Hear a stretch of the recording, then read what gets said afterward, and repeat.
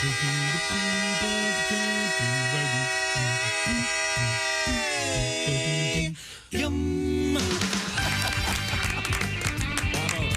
good morning. Welcome to the Bob and Tom Show. It's a show. It's a presentation. We've got mics and chairs and computers. And attitudes. And as the kids would say, tudes. Yeah. Might as well do something with it all, huh? Yeah, let's do it. Sorry, Chiefs fans. I told you. Actually, Christy told you. I had a feeling. And I think, oh, yeah. Did Kostaki say anything about potentially doing okay? Or he thought it was kind of an unfair lineup, didn't he? I believe he said it was like a beauty contest between Scarlett Johansson and Danny DeVito. That's right. Well, Exactly. Danny DeVito beat her ass. Danny DeVito looks good, man. They're saying that the Lions win last night, 21-20.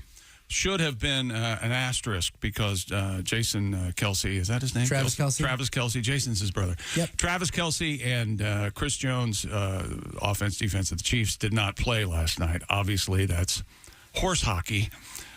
They would have been better off if the Chiefs did not have their wide receiver, Kadarius Toney, or the former Giant. Does that mean in Latin to drop? Kadarius means, I'll hand it to the other team. He did that, and they returned it for a touchdown. So, yeah, it was kind of a mess. But Lions win last night. Hello, Christy. She's at the news desk. There's Pat Godwin. Hey, chick. I've been wandering around for quite a while. I've not bumped into you. How did that happen here in the hallways? I've been singing in here. Have you? Singing my little heart out. All right, there's Willie Griswold. Do you ever pretend to sing in there? Because we can't hear you during the breaks, but you'll be in there working. I've got a bone to pick with him. I'm glad you're bringing Pat Oh, up. boy. That's Willie Griswold. Hey. There's Ace Cosby. Hey. There's Josh Arnold. Hello. The I Hate Steven Singer sidekick chair. I'm Chick McGee, and here's Tom Griswold. Well, thank you very much, Chick McGee. Speaking of the NFL, don't forget, we have our Big Green Egg Mini-Max competition every week. This week is no exception. I suppose a lot of folks Had the Chiefs last had night. the Chiefs in that one, and our little system does not involve the so-called point spread. Just have some fun, pick the winners. We start over each week, so there's still time to get in. And you'll get the details by going to bobandtom.com/contest. Lastnight.com will separate the men from the boys, the wheat from the chaff, whatever they say. Yeah, this is like one of those. This is like one of those things in the NCAA men's basketball tournament where everyone's bracket is broken on day one. Yeah. So how's your bracket? now, so what are the bones to pick with Mr. Godwin? So I was in the green room yesterday. Yeah. And you know how Pat is. He doesn't think we all know this, but he a lot of the times he feels left out. He wants to be included. True. He wants to.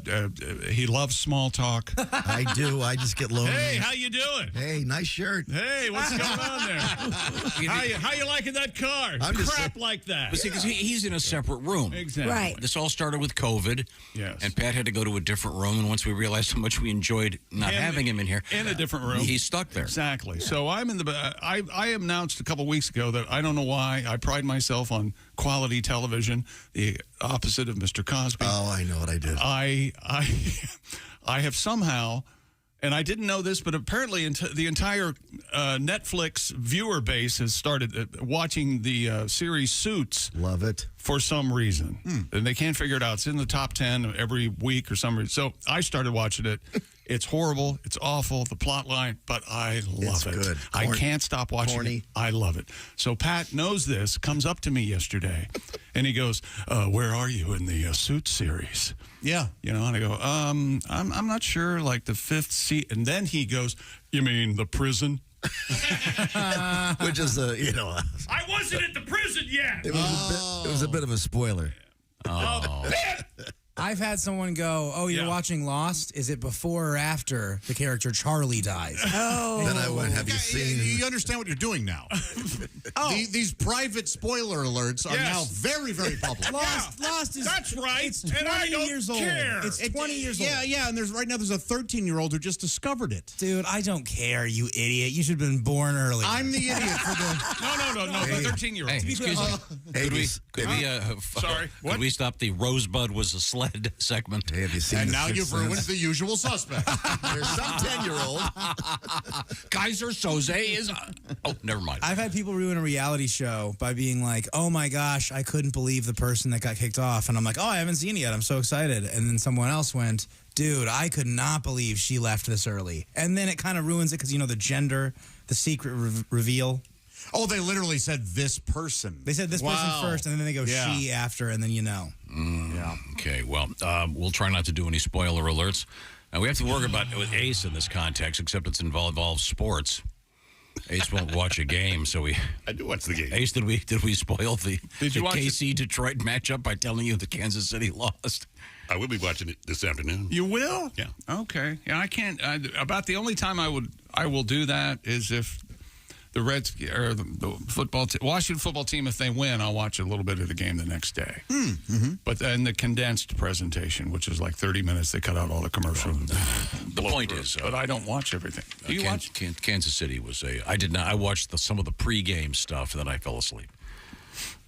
And the pregame. How is the pregame stuff? It's elaborate. They have. Hi, I'm a person with a microphone. Let's go to another person with a microphone. I'm a person with a microphone. They have 20 guys. I really like Tony Dungy, so I enjoyed his commentary. And okay. There's a lot of folks out there, and they have a lot of cameras and a lot of visuals. A lot of desks. a lot of nice clothes. A lot of. There are some good suits. Great suits. Well, those people are all making millions of dollars. Have you heard about this TV show called Suits? Have you heard about this? Oh man. Are you to the funeral yet? Hey, How are the suits in suits at the funeral? Are they good suits? they're good suits. Nice Hugo Boss, maybe? Yeah, that's Great suits. Yeah. And everyone's in one. A casket.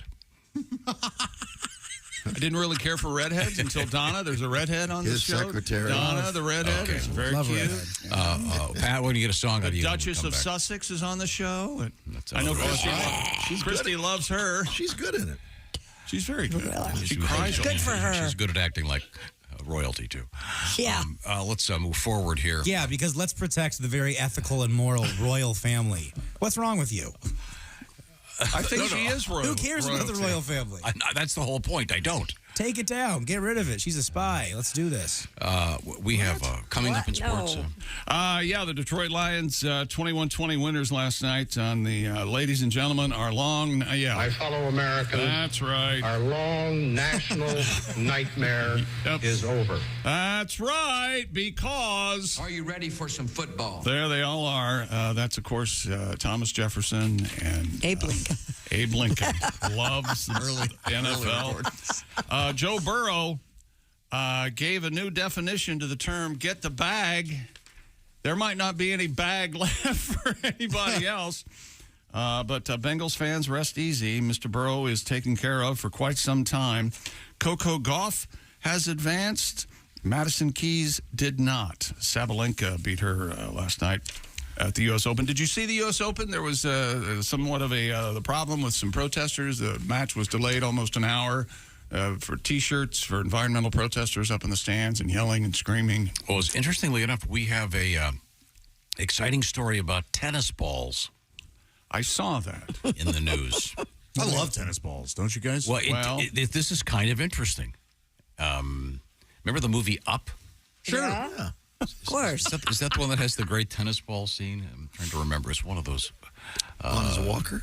Yeah. In any event, coming up, we have tennis balls in the news. Typically not it doesn't really make the news, but you'll be astonished how many tennis balls they go through at the U.S. Open. It's mind-numbing. I've never seen them. They go out, whoever wins a match, they go out the center court and they wave to the crowd, and then they start hitting tennis balls into the crowd, and the crowd gets to keep. Oh, that's Oh, fun. I didn't know they did Isn't that that. fun? That's Yeah. fun. I thought that was fun. So the tradition started with jousting. Really? Yeah. Yeah, they take their Take the jousts, their what are Their those? javelin? Giant spears. Giant spears. Yeah, that's right. And they throw those up into the crowd. Yeah, and the track and field, they shot put into the audience, and then they heaved the javelin in. That's what I get for sharing things. I caught the shot put. Coming up, also, we have an interesting story about the lead singer from the band Tool. Maynard James Keenan? Yeah. who's, of course, related to John Maynard Keynes. For you Yeah, I had no idea. This could be economist people out there. This could be the entirely wrong way to approach this situation, but there are there's a lot of music out there that I don't pay attention to because of the name of the band. Oh, is Tool one of them? And Tool is one of them. I don't like the name. It put me off. Really? All right. I was put off. What if it was called Black & Decker? Would you listen? I would not care. Okay. No, if it was named Pearl Jam, I'm interested. All right. Okay, Tool, well, no thanks. We'll find out about Tool and winemaking What'd you coming call up. me? See? Right now, I want to remind you that the Bob and Tom Show is brought to you by BetterHelp. It's confusing. Think about the last few minutes of this show. There's so much stuff coming at you. You've got tennis balls and footballs and tennis rackets and confusing everything. Sometimes your mind won't stop thinking about everything. You try to go to sleep and it's racing. Maybe a little bit of therapy would be helpful. And as it turns out, there's a great new way to get therapy, and that's through BetterHelp. I'm talking about using contemporary technology, using your computer or your phone, the internet. What is it all about? Well, you fill out a brief questionnaire to get matched with a licensed therapist. And by the way, you can switch therapists at any time for no additional charge. Then the therapy itself is done online. You can do it as if you were on a phone call or if you were on a Zoom call or even texting back and forth. Whatever works for you is the idea here. So check it out. Go to betterhelp.com/BT show. Doing it that way, I'll knock 10% off that first month. Get a break from your thoughts with BetterHelp. And it's BetterHelp, H-E-L-P, betterhelp.com/BT show. Get on your way to being your best self. That's right. This portion of the Bob and Tom Show is brought to you by BetterHelp, betterhelp.com/BT show. Also, coming up in the world of news, we have an interesting story about flamingos, not the plastic ones, but the real ones. Really kind of a fascinating story. And we've got cigarettes and Japanese toilets in the news. It's going to be a great day. And our guest today will be the extraordinarily vibrant Ms. Pat, live in the studio. This is the Bob and Tom Show. Hi, this is Paul. And this.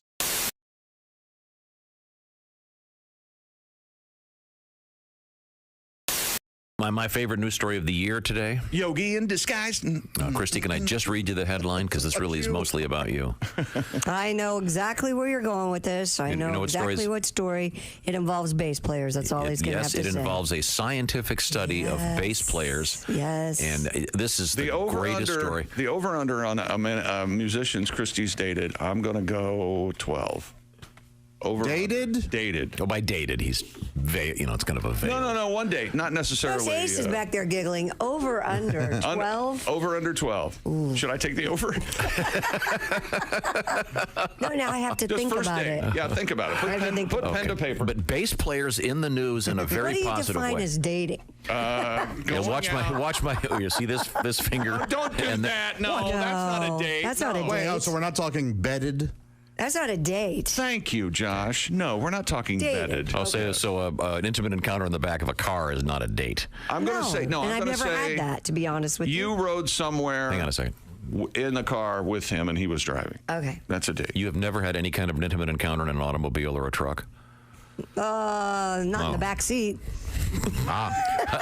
Your Honor, I rest my case. And under the categories are potpourri. The defense rests. Potpourri. I'd like to call Mrs. Christie roadhead lead to the stand, please. No. You can do more in the front seat than that. Potables, famous American. Once again, truck bed sex. I rest my case. Hey, it's Josh, and of course, Hi, Chick McGee, everybody. Your chance to win a Mini Max Big Green Egg for Bob and Tom at Big Green Egg. Each week, someone will win a Mini Max Big Green Egg. it's the Bob and Tom Show Pigskin Pick'em, powered by the Big Green Egg. Go to bobandtom.com/contest on the computer. Is that where you go? Are we eligible?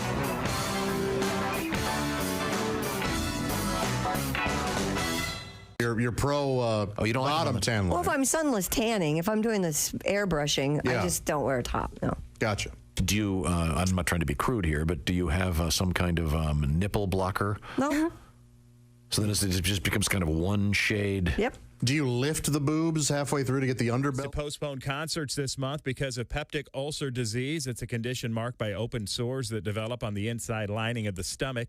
It causes symptoms, stomach pain, heartburn, bloating, and nausea. Doctors say the most common cause is the long-term use of anti-inflammatory pain relievers. The condition can be treated with over-the-counter medication, and most people typically heal within 4 to 6 weeks. That's a quick look at your entertainment news headlines. More of the Bob and Tom Show coming up. Ladies and gentlemen, Bob and Tom. Today is National Read a Book Day. How about that? We were just talking about that off the air about carving out time to read a book every day. Books are dumb. Read the whole book Books today? are dumb. Get lost in a book Why today. read a book and you can watch the miniseries? Bob and Tom in the morning and highlights all day long. The Bob and Tom Show, weekday mornings at 6 a.m. Eastern on Bob and Tom 24/7. You're listening to Bob and Tom Radio. 24/7. 24/7. 24/7. Good morning to you. If sports is your thing, then you need to order Magic Johnson Sportscasting my way. You'll learn to butcher grammar like it's a dead cow. Sometimes Charles do things and he does them for himself. See, what the fans should understand here is that Phoenix don't like to really set up half court. Magic's Insights will teach you how to lose your train of thought in the middle of a sentence. You know, he's amazing. Every time he does something crazy or something. Nobody can abruptly switch to a completely different thought like the Magic Man. He's one of the best. If he get his feet set, hey, look out. And then also, he's having a good game. He had a good first game. Contradictory thoughts in the same sentence? Like magic. Kevin stumbled because his leg gave out on him in a sense. And so it's not 100% that leg, but he's doing, he's playing really well. He's not like he's favoring it at all. Magic, the Mangler. Dan Marley is continually to help offer Byron Scott. To get Magic Johnson Sportscasting my way, call 1-800. Oh, get it out of here. Hi, this is Mike McRae, and you're listening to Bob and Tom Radio. You know you're too high when you're eating cereal naked and your girlfriend tells you to put some clothes on. You realize it's not your girlfriend. It's just a woman on a bus. That's how you know you're too high. Vegetarians always want to force feed you their food, of course. I mean, the garden burger. The garden burger, it tastes just like a hamburger. No, it doesn't. A garden burger is to hamburger what a post-op transvestite is to a woman. It looks something like it, but one whiff will tell you that's not tuna fish, it's cat food, and it's not fit for human consumption. Hey, wait a minute. Good morning, sunshine. Bob and Tom Radio.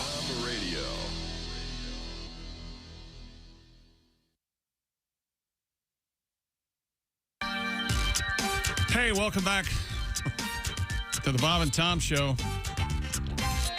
Can we have this piece of music officially marked? Can we? You don't like this one? Do you like this one? I don't like anything anymore. Move forward. Okay. All right. There's Christy Lee at the news desk. I had a Tom day yesterday. I'm like, somebody make a note not to bother her unless we need a news story. Okay. There's Pat Godwin. Hello. There's Willie Griswold. I don't know if the beatboxing or the synth is worse in this. I don't know what. It is kind of a contest. It's a little tinny for my tastes. All right. Everybody go home. Jesus. There's Charles. Hi there. He's at the I Hate Steven Singer sidekick chair. Ace Cosby's here. Howdy. I'm Chick McGee, and here's Tom Griswold. Why don't you go do some music? You waste 3 weeks of your life getting it together, okay? A little show prep. Stop complaining. You got it, buddy. Okay, let's see now. We got a song coming out of Pat any minute now. I should point out speaking of shows, we have a great live show that we've just put up for you to see. It's going to be taking place at the North Star Mohican Casino Resort in Bowler, Wisconsin. I've been informed the leaves have already started to turn in certain parts of Wisconsin. It's going to be Friday, November 17th, a live show that evening with Pat Godwin, Josh Arnold, Jeff Oskay, Willie Griswold, and just announced Master of Ceremonies, Chick McGee. Oh. I'm there to keep people in line. Yes, keep it moving. You're damn right. Tickets go on sale this morning. Available at North Star Casino Resort /entertainment. Once again, that's the North Star Mohegan Casino Resort in Boulder, Wisconsin. Now, that morning, we're doing this show live from the casino resort. So it's going to be a lot of fun. We'll give you some more details on that coming up. Lots of another announcement coming up about that show. I think I need to ask you off the air about. Okay, and then tonight, Willie G is on the stage. Greg Hahn, Willie G, tomorrow night as well. So it's Friday, Saturday at the Jukebox in Peoria. Willie, ticket information is where? Hey, go to my Instagram at willie.griswold. There's a ticket link in the bio. Come hang out, gang. Going to be fun. All right. Friday starts the weekend. You know that, Tom. Of course. Of course. What do you got going over there? Well, Monday Night Football last night. That's right. The National Football League is back in business, and life is worth living. The Detroit Lions rally a 21-20 win over the Kansas City Chiefs to ruin the Super Bowl champs celebration. They unveiled all the signs, Super Bowl 57 champions, and everybody's crying, and Travis Kelce was hugging Patrick Mahomes. You know, if you say Pat Mahomes, his mom gets on social media and yells at you, calling him Pat. Okay. His name's Patrick. All right, that's fine. I don't think it's a big deal. Do you think it's a big deal? Yeah, sure. It's their choice. You prefer Tom or Thomas? Your thoughts? I prefer Tom, but that's okay. You prefer Tom, okay. Does anyone call you Thomas? No. Did your mother call you Thomas? Never. Never? Oh. I get it. I'll get it at medical exams. Thomas? Is this Thomas, a date of birth? Never seen that before. Oh, you get that? You get that? Really? Yeah. Oh, yeah. Even at the medical. We're going to have to give you a second cup. That kind of thing. Wow. Have you seen Thomas's Wang?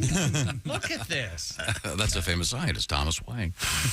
Jared Goff went off. Yeah, he did. I'm a poet and don't. 253 yards at a touchdown. Lions running back, I think he was with the Bears last year. David Montgomery reached the end zone for the go-ahead score late in the game. Detroit then held the Chiefs on the next possession to put it away. Kansas City had won 8 straight openers, while the Lions had lost their last 5 straight. The Chiefs played without all-pro tight end Travis Kelce and defensive tackle Chris Jones. So a lot of people are saying, well, this should have an asterisk.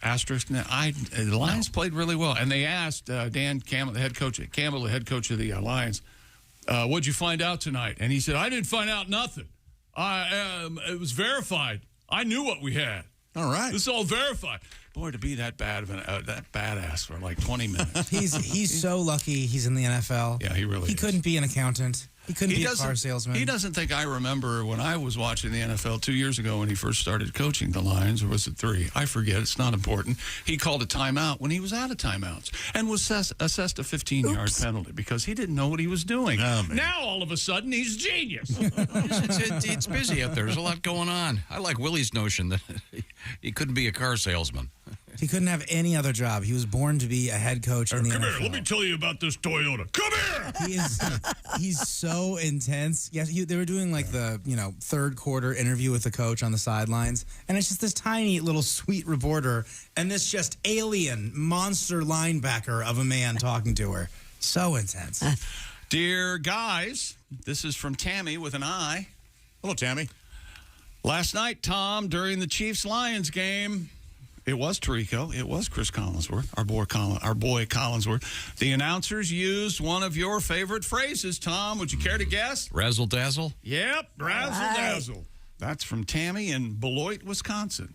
It's a classic. Tammy. You guys remember how Beloit got its name, How right? did Beloit get its name, Chick? The Native Americans grew up around there, and it was one of those Native American names. We'll call this place Beloit. Mm-hmm. Because when the chief would hang his butt over the cliff and crap into the river, it would go Beloit. We'll name it. We learn a lot on this show. That's exactly. You're going to learn more about that subject coming up. I hope a kid answers some sort of quiz today with that answer. That would be nice. And because of Tom's constant mention of The Fugitive, this is from Hannah, I was able to correctly identify an image of the Fugitive television series at trivia last night. You're welcome. I'm 30 years old and have never seen one episode, but went on a total guess. Thank you, Tom. That's Hannah in Shampoo Banana, Champaign, Illinois. Fugitive. a QM production, starring David Jansen as The Fugitive. The Fugitive. Okay, good. Great show. And then it made into a very fine movie with Harrison Ford. We normally fill in the guest stars. You want to hear the guest stars? Yeah, if it's blank. Is this the blank one? With guest stars. Go ahead. Oh, Piper Laurie and Richard Zorba. Also starring Barry Morse as Lieutenant Gerard. Okay, thank you very much. And Zazu Pitts as Mercury. Hey, somebody who's closest. Willie, what? Watch your Aunt Christy, okay? Just Somebody got a lot of money. Give her a wellness check here. Cincinnati Bengals quarterback Joe Burrow became the highest paid player in the history of the world in the NFL. He agreed 5 years? Yeah. $275. Wow. If you want to get into it, that's $219 million guaranteed. Wow. $55 million a year. It's the new standard. Who they think going to pay that quarterback? Yeah. And I am so proud of the Cincinnati Bengals for coming up with the scratch, the cash, the geech, the moolah for Mr. Burrow. That's a great move for you. It's a good investment. It is a great. He's a good guy. Good kid. Good kid. Isn't he a good kid? He's a good kid. Excellent player. I've never met the young man. Is he a good kid? Seems like a good kid. Okay. Coco Gauff has reached... You know, if Coco Gauff and Jared Goff were married, she'd be Coco Gauff. That's right. If Coco Gauff and Vince Vaughn were married, she'd be Coco Vaughn. Wow. Coco. What is that? Is that like a wine meat? It's a chicken. It's a chicken dish with made wine. with red wine. Chicken meat? Coco Vaughn. Coco Vaughn. They don't like consonants. Anybody famous named Crisp? Coco Crisp. Coco Crisp. Quentin Crisp.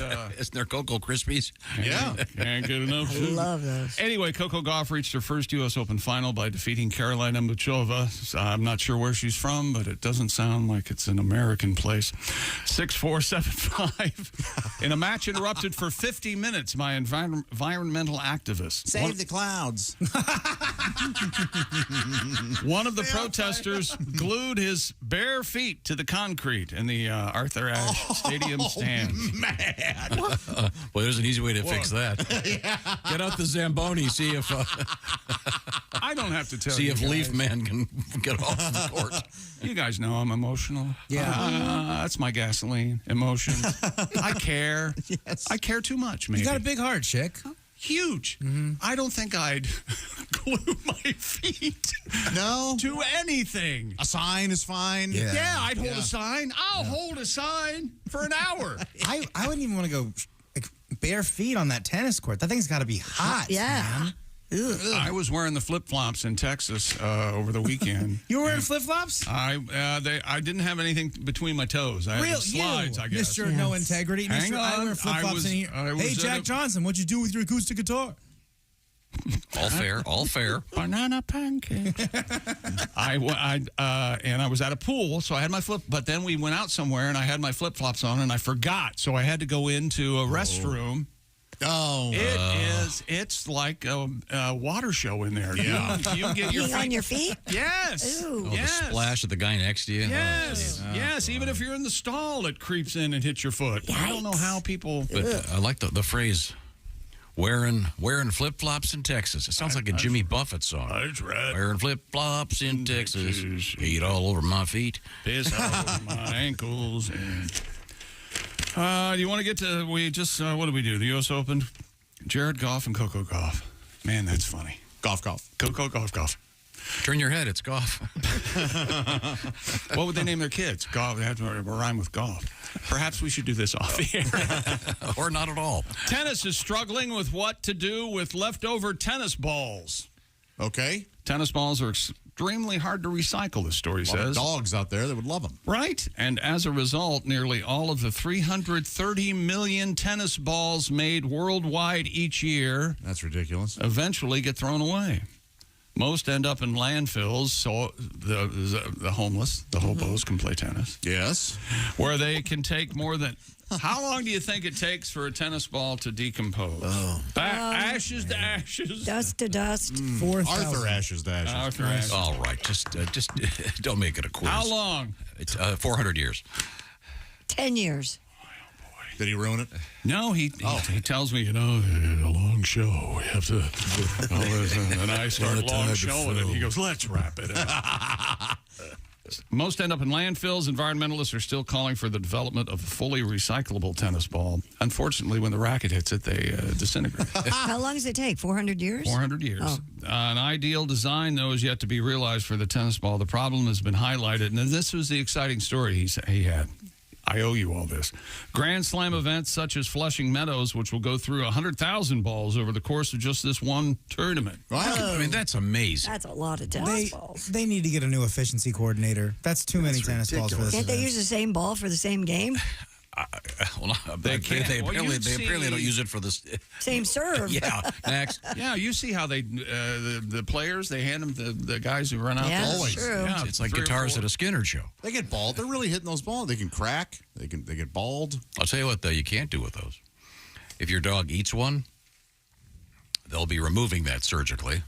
$5,000. Get a smarter dog. Yeah, well. Yeah. Would your dog eat a whole tennis ball? Oh, they don't get the whole thing yet. Well, yeah, one of them did a few years ago. No kidding. And he was 10 years old. He'd never done anything that dumb. Yeah, that's not. Yeah, that was awful. But yeah, that's kind of interesting that they're going through. Recycling balls is difficult. I mean, what did Caitlyn Jenner do with hers? Do we know? Put him in a jar on the mantle? I don't know. And now maybe you realize why he wanted to hurry up and get this joke. Maybe Lance Armstrong wants one. I think Coco and Jared Goff would have to name one of their kids Jack, wouldn't they? Yeah, sure. Jack Goff. Jack Goff. Jack Goff. Jack Goff. No, not Jack Goff. Jack Goff. Wouldn't be. Pat, do you have a song? To help me? To help that? Yeah. No, I don't know. Maybe not. Oh, could you do your song? This is. I was reading yesterday that, as you know, whatever it was, 80,000 people had to evacuate Burning Man. Oh yeah. And apparently, part of the contract with the place where they do Burning Man is they have to have it completely back to its natural state in 3 weeks. That ain't happening. Good luck. So a number of the people who were there have now turned around and they're going back. And again, Burning Man had, what was it, 2 months worth of rain in an hour or something? Yeah, did you see that the average attendee at Burning Man is rich, white, and 37-year-old male? Oh, really? Yeah. Yeah. I was kind of shocked by that. As I said, not a lot of them had to hustle back to get to a job. Right, well, yeah. But you have a tribute to Burning Man and the... Just this last weekend, I went to Burning Man. I took mushrooms and waited for the bands to play. Just as they hit, it started to rain. My Jeep is stuck and we can't leave today. I've seen rain and I've seen rain. I've seen rainy days where it rained and rained and rained. I've seen muddy times where the rain had never drained. And I'm never taking mushrooms again. Maybe 2, but not 9 or 10. What was I thinking, Willie? I'm never doing that again. I'm going to start with low dose there, Pat. Thank you for the mushrooms, Willie, my old friend. I can't leave yet. I can't leave yet. Rain and rain now. A little tribute. Rain and rain. The rain out at Burning Man. Did they ever burn the Burning Man? Did they ever get to that? I don't think they did. I don't know. I would imagine the Burning Man got wet. You can't. Well, it stopped raining at some point. Well, you can't. Well. Oh, I see what you're saying. Wet straw. You got to let it dry out. Yeah. Hard to light. Yeah. Coming up in sports? Coming up, we got world records coming up, Tom, just for you. Okay, good. Now it's time to kickstart the fall in the fall. I guess the official beginning of fall is when the NFL season starts, wouldn't you say? Sure. Let's go for that. Of course, the summer is a great time to eat. So is the fall. Plenty of time to do some great stuff outside and have some fun, throw around a Frisbee. But you want great food, and that's where HelloFresh comes in. HelloFresh does a lot of the work for you. They do the grocery shopping. They do the measuring, and you put it together. Sometimes they've got this whole new thing of these quick and easy recipes, 10 to 15 minutes from HelloFresh. It's the #1 meal kit out there today. What kind of food do they have? Willie, give me a sample over there. Y'all check out the Southwest beef cavatappi with poblano and smoky red pepper crema. HelloFresh sends you 11 ingredients. Put those together in 6 easy steps. In just over a half hour, you're enjoying this delicious, colorful pasta dish you made at home with help from HelloFresh. You actually don't need a lot of time to whip up some great food from HelloFresh. More than 40 recipes every week, and a very special new program has just been launched at HelloFresh. Like I said, it is America's #1 meal kit, and right now you can get 50% off, plus an additional 15% off the next 2 months with the code 50BTShow. And you go to HelloFresh.com/50BTShow. That's HelloFresh.com/50BTShow. Choose among 40 recipes at least each week. All kinds of food, by the way, from vegan over there all the way to good old-fashioned comfort food. See what I'm talking about? Check it out, HelloFresh.com/50BTShow. Coming up also, like as you said, a great world record and a tremendously interesting story about flamingos, the real ones, the birds. This is the Bob and Tom Show. Become a Bob and Tom VIP.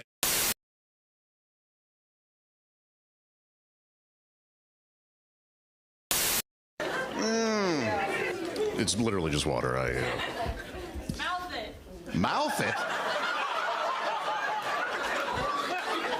Has that been throwing you guys off? Like, I've been told that when I drink out of bottles that I really, wrap my whole mouth around them or whatever. And I'll be honest, I have no idea what people are talking about.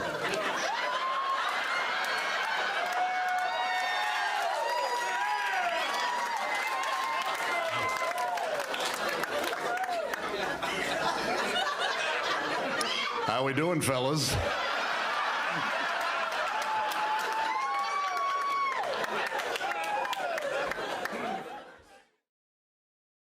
It's a little baby butt. That's all I'm saying. Oh. Creamy. Is it creamy?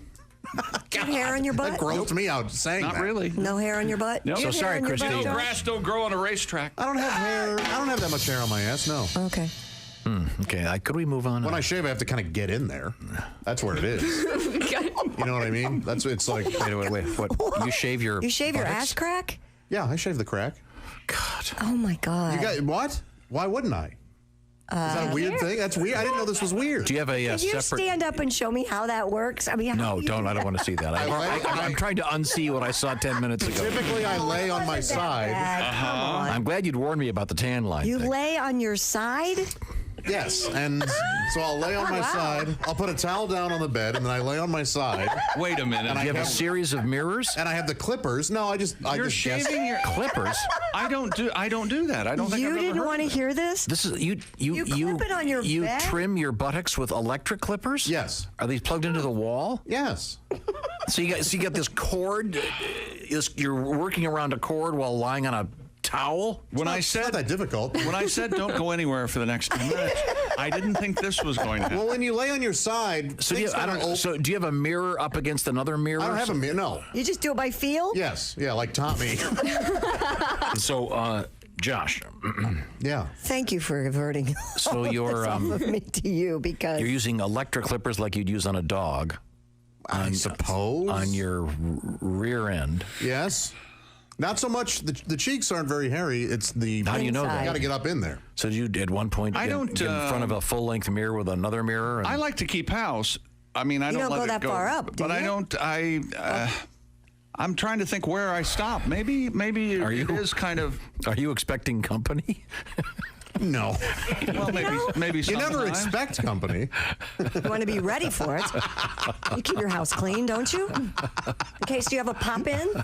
No. Oh, my real house, yes.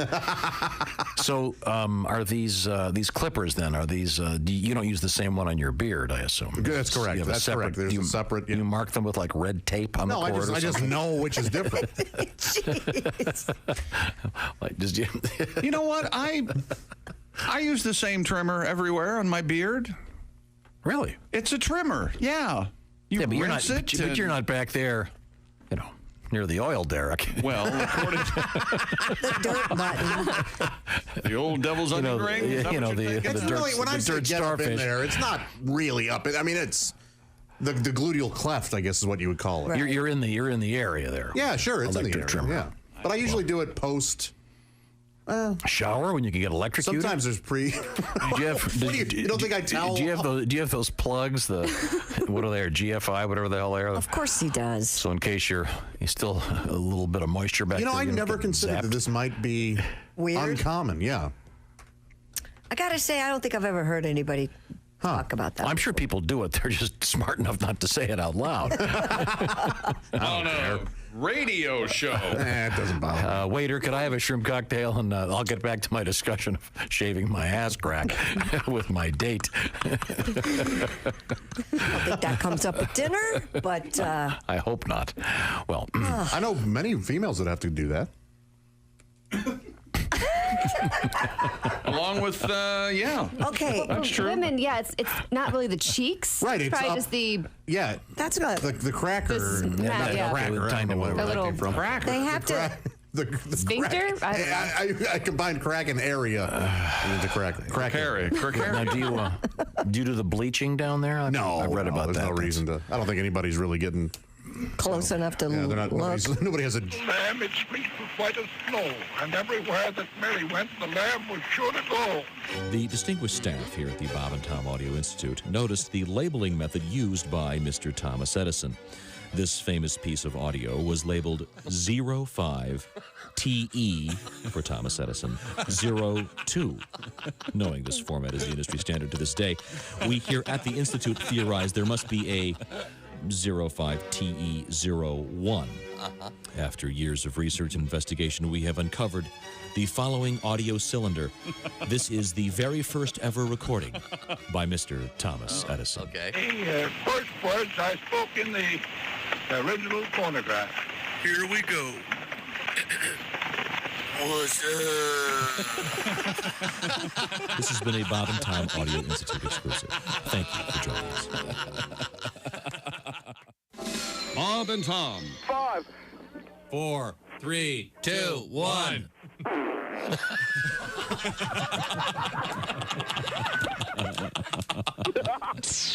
They put the F in professional. So, Mark, you're a single guy.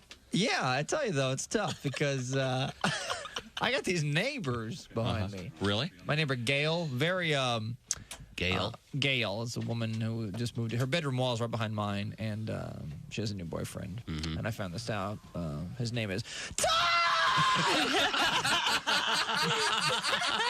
My most recent marriage was a disaster. It made the wreck of the Edmunds Fitzgerald look like a fender bender. Wow. Hello. And you remember Lord's famous line about gun control, more or less. Yes. The relationship taught me a lot. It taught me they won't sell you a handgun if you're crying. Morning laughter just might be the best medicine. If you want to turn your daddy parts orange, eat some Cheetos and watch some porn. Tales coming up. Welcome back to the Bob and Tom Show. Christy Lee at the news desk. Hi. There's Pat Godwin in the performance room. Hello, Chick. Hi. There's Willie Griswold. Chick McGee. Hey, man. There's Josh Arnold. Hello. He's the I Hate Steven Singer sidekick chair. There's Ace Cosby. Hey. I'm Chick McGee, and here's Tom Griswold. Thank you very much. I'll remind you that we have a couple cool shows coming up. We just announced this one. This is going to be in November, Friday, November 17th, the night before the deer hunting season begins. That's an interesting fact. Yeah, isn't that fun? In Wisconsin, I'm talking about the North Star Mohegan Casino Resort and Bowler. The big show that evening is Pat Godwin, Josh Arnold, Jeff Oskay, Willie G, MC, Chick McGee. Which consists of, hi, everybody. Here's Willie Griswold. Stuff like that. Yeah, that show is... Count on me. I have never heard such a lot. When you get in front of the people... What are you talking about? You ham it up, man. No, you have a blast up there. I lack ham. I am non-ham. Yeah, I was going to do 20, but Chick did a quick 19 to intro me. I'm down to 1. You are you should. You are the exact same way. Of course. with intros. You love intros, and then you take a joke a little bit too far. Did you ever see the band when it was together, and your Bill father Willie played in the band? Of course, your father would introduce the band. Of course, and it would I did. take the better part of 3 hours. Giving to people intro credit the where band. credit was due. You just wanted to get back to the hotel. And then Christy would have 2 glasses of wine and then smoke a cigarette, and then I saw her, and then me and my sister cried. You know, that kind of stuff. You can't believe what you just said. You shouldn't have taken that long to introduce the band. Okay, I know. Calm down. The point. Could I? I've got to finish this introduction. Oh yeah, go ahead. That show is interesting because it takes place the night we do the show live, the radio show from the beautiful North Star Mohegan Casino Resort in Bowler, Wisconsin, where I've been receiving cool letters from people there. The leaves are already turning. All right, that's nice. That's nice. Tickets for that show, by the way, go on sale this morning. If you go to the radio show, you get a free ticket to the evening's comedy show. That's a great deal. You know. Yeah, okay. Why are they doing that? Are they saying we can't sell enough tickets? I don't like this at all. Oh, boy. Yeah, that's what it was. Let's see, where was I before I fired Josh? Have a little fun. Have a little fun. Other shows include this weekend, Willie G. and Greg Hahn. Jukebox Comedy Club in Peoria. How do you get tickets for that one? Go to my Instagram at willie.griswold. There's a ticket link in the bio. Come hang out, gang. We're going to have a lot of fun. Not tonight. That's tonight. And All tomorrow. right. Okay, and we have a correction here. Yeah. Do you remember the letter we got yesterday about Pat playing his song Circle City? One of Pat Siria's songs. Yeah. We had a lot of fun with it, I thought. Did we? Uh-oh. I thought it was nice. And it was a request to hear about Johnny Loudone. And we couldn't figure out the name of the person because... Oh, yeah. She spelled their name very weird. Yeah, apparently Jachin is pronounced Jachin. Jachin. And I believe Solomon's Temple had 2 pillars that were Jachin and Boaz. Huh. That's apparently the explanation. Got a letter. Did you just summon the hounds of hell? What are you doing over there? I'm reading my letter here. Okay. I was very glad to hear my letter make it to the show, but as Tom would say, then in quotation mark, yes, for the sake of clarity, my name is pronounced Jachin. But to be fair, if I had a nickel for every time I'd been called Jackin, I'd never have to work another day in my life. Then it says not to kiss Pat's ass. Well, that came out wrong. Hey, you want to go kiss piss? Kiss pissy ass? What was it? I'm so sorry. I apologize for the blatant hostility because of my request, but no matter what you guys say, the guitar work on Circle City is great, which we all acknowledged. Oh, yeah. Nice Okay, little thank E you very minor much, 7 pull off. Then you go to the nice. C major 7. Very good. In the meantime, we go to a major sports desk with Chick McGee. Oh, here we go. Stupid world record. Over 900 people from Uganda helped break the Guinness World Record for the longest applause. Really? Not even going to scratch the surface. Oh. How long did it go? Fanaroo Ministries. Uh-huh. That's Phaneroo. Right there, that sounds a little sketchy. Fanaroo Ministries. It's a music festival. Miley Cyrus is headlining next year. It's going to be fun. It's a Ugandan Christian organization, earned the record title. 926 people clapped for a total of 3 hours and 16 minutes. Oh, boy. Wow. For the attempt to be valid. Must have been a hell of a sermon.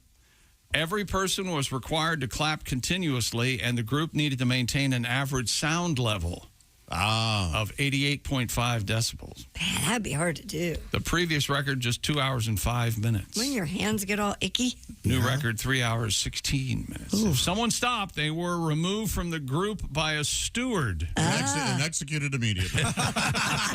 Yeah. Are you saying that the Fanaroo Music Festival is somewhat hostile? Bathroom breaks. Not permitted. Oh. If a participant became thirsty, a steward, same steward, I guess, who highballing the people who stopped clapping, would assist them by holding a bottle of water to their mouth.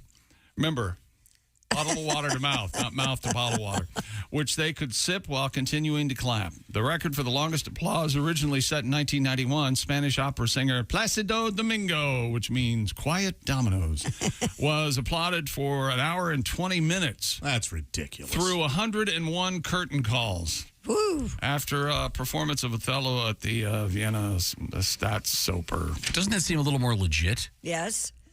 How could you applaud for an hour and 20 But I mean, minutes? they're applauding a performance as opposed to this thing where they're just trying to set the record. Right. Why wouldn't you tell them to stop? Exactly. Why would you continue to come out for curtain calls? Yes. Ego? Yeah. At some point, does it kind of become sarcastic? Kinda. Yeah, this is great. This is great. Boy, oh boy.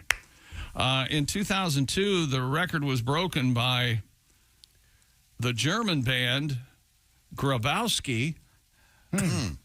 They were applauded for an hour and 30 minutes after their performance. They're very good. The band returned to play an encore of 2 songs after the applause finished. They were still there for over an hour. They're back at the hotel. That's an interesting world record. You don't think so?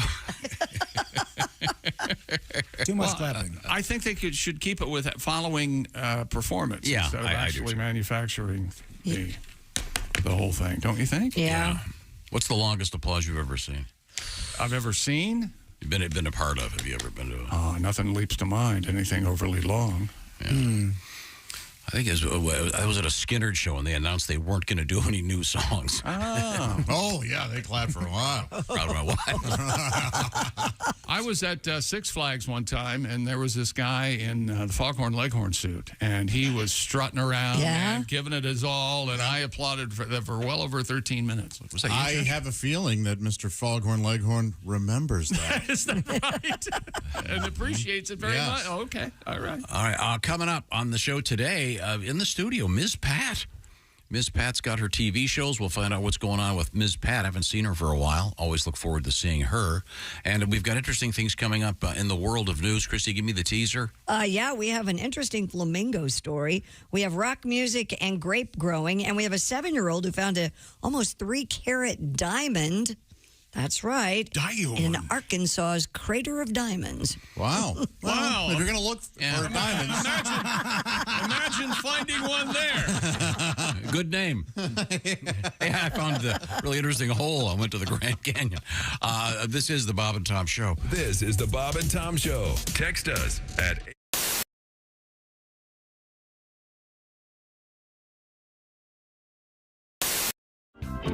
Google knows everything. It's incredible. You can wake up after a long night of drinking being like, Google, who is this girl in bed with me? Google will be like, do you mean who is this guy? Don't you mean? Oh, no, Google, what did I do last night? Do you mean what didn't you do? Yeah. Wow. Yeah. I like technology is crazy. I like Amazon. I'm growing increasingly terrified of the robot takeover of Earth. Amazon knows what you're going to get. Is that what you're talking about? Hey, you bought this CD. I'll bet you'd like this one. Yeah, it's like even in the last Terminator, the robots couldn't read our minds. If you like Amazon.com, you may also enjoy being enslaved by robots.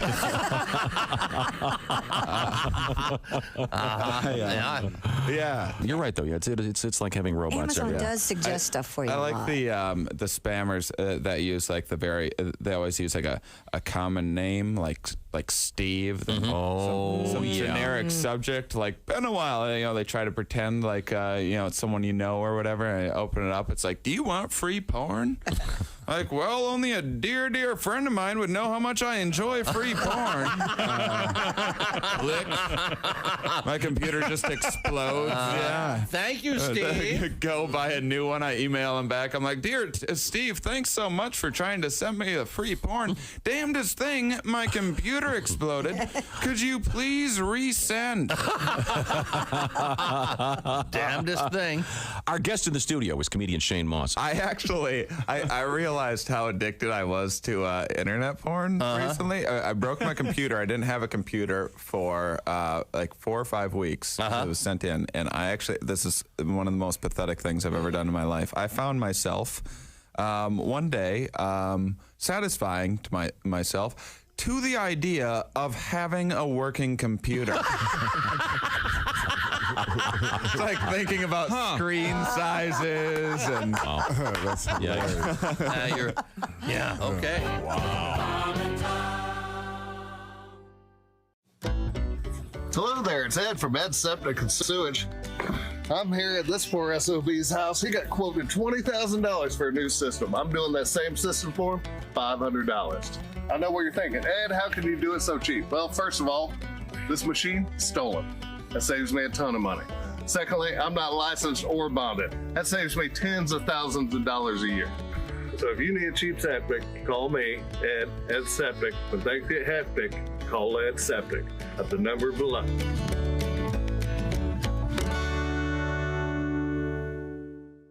From Ed Septic.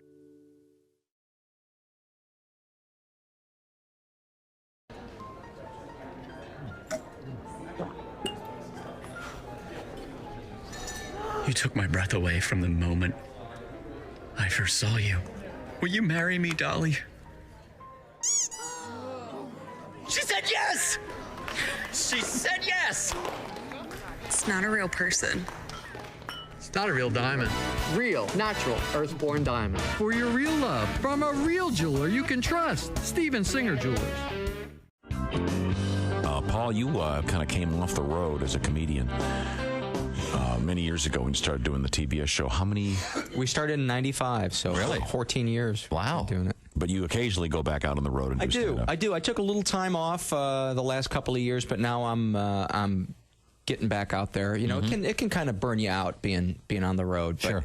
you know, I always see stuff on the road that you just don't see anywhere else, and it just makes you laugh. And I was staying at this hotel, and one of my club dates, and I go down to the jacuzzi, and there's a sign above the jacuzzi that says, "No one shall jump or dive into the jacuzzi." Now, if you're going to dive headfirst into a jacuzzi, are you really going to be swayed by the word shall? Come on, boys, let's go in the jacuzzi. Hold on, I see the King's English.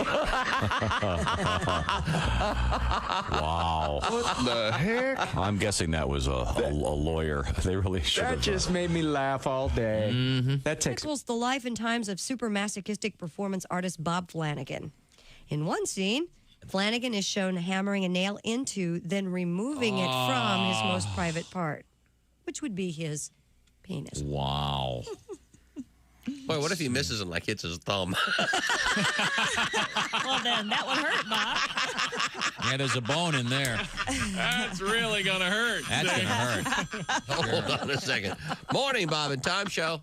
Bob and Tom? Yes. Yeah. Bob Vila. Bob Vila, the Hiya, Bob. famed home repair host. How's it going, Bob? Pretty good. Good. What can we do for you? Hey, you know, you guys are talking about something that's pretty common. Uh-huh. A lot of the home repair guys do it. I do it all the time. You actually take a nail and pound it into your penis on purpose? Heck yeah.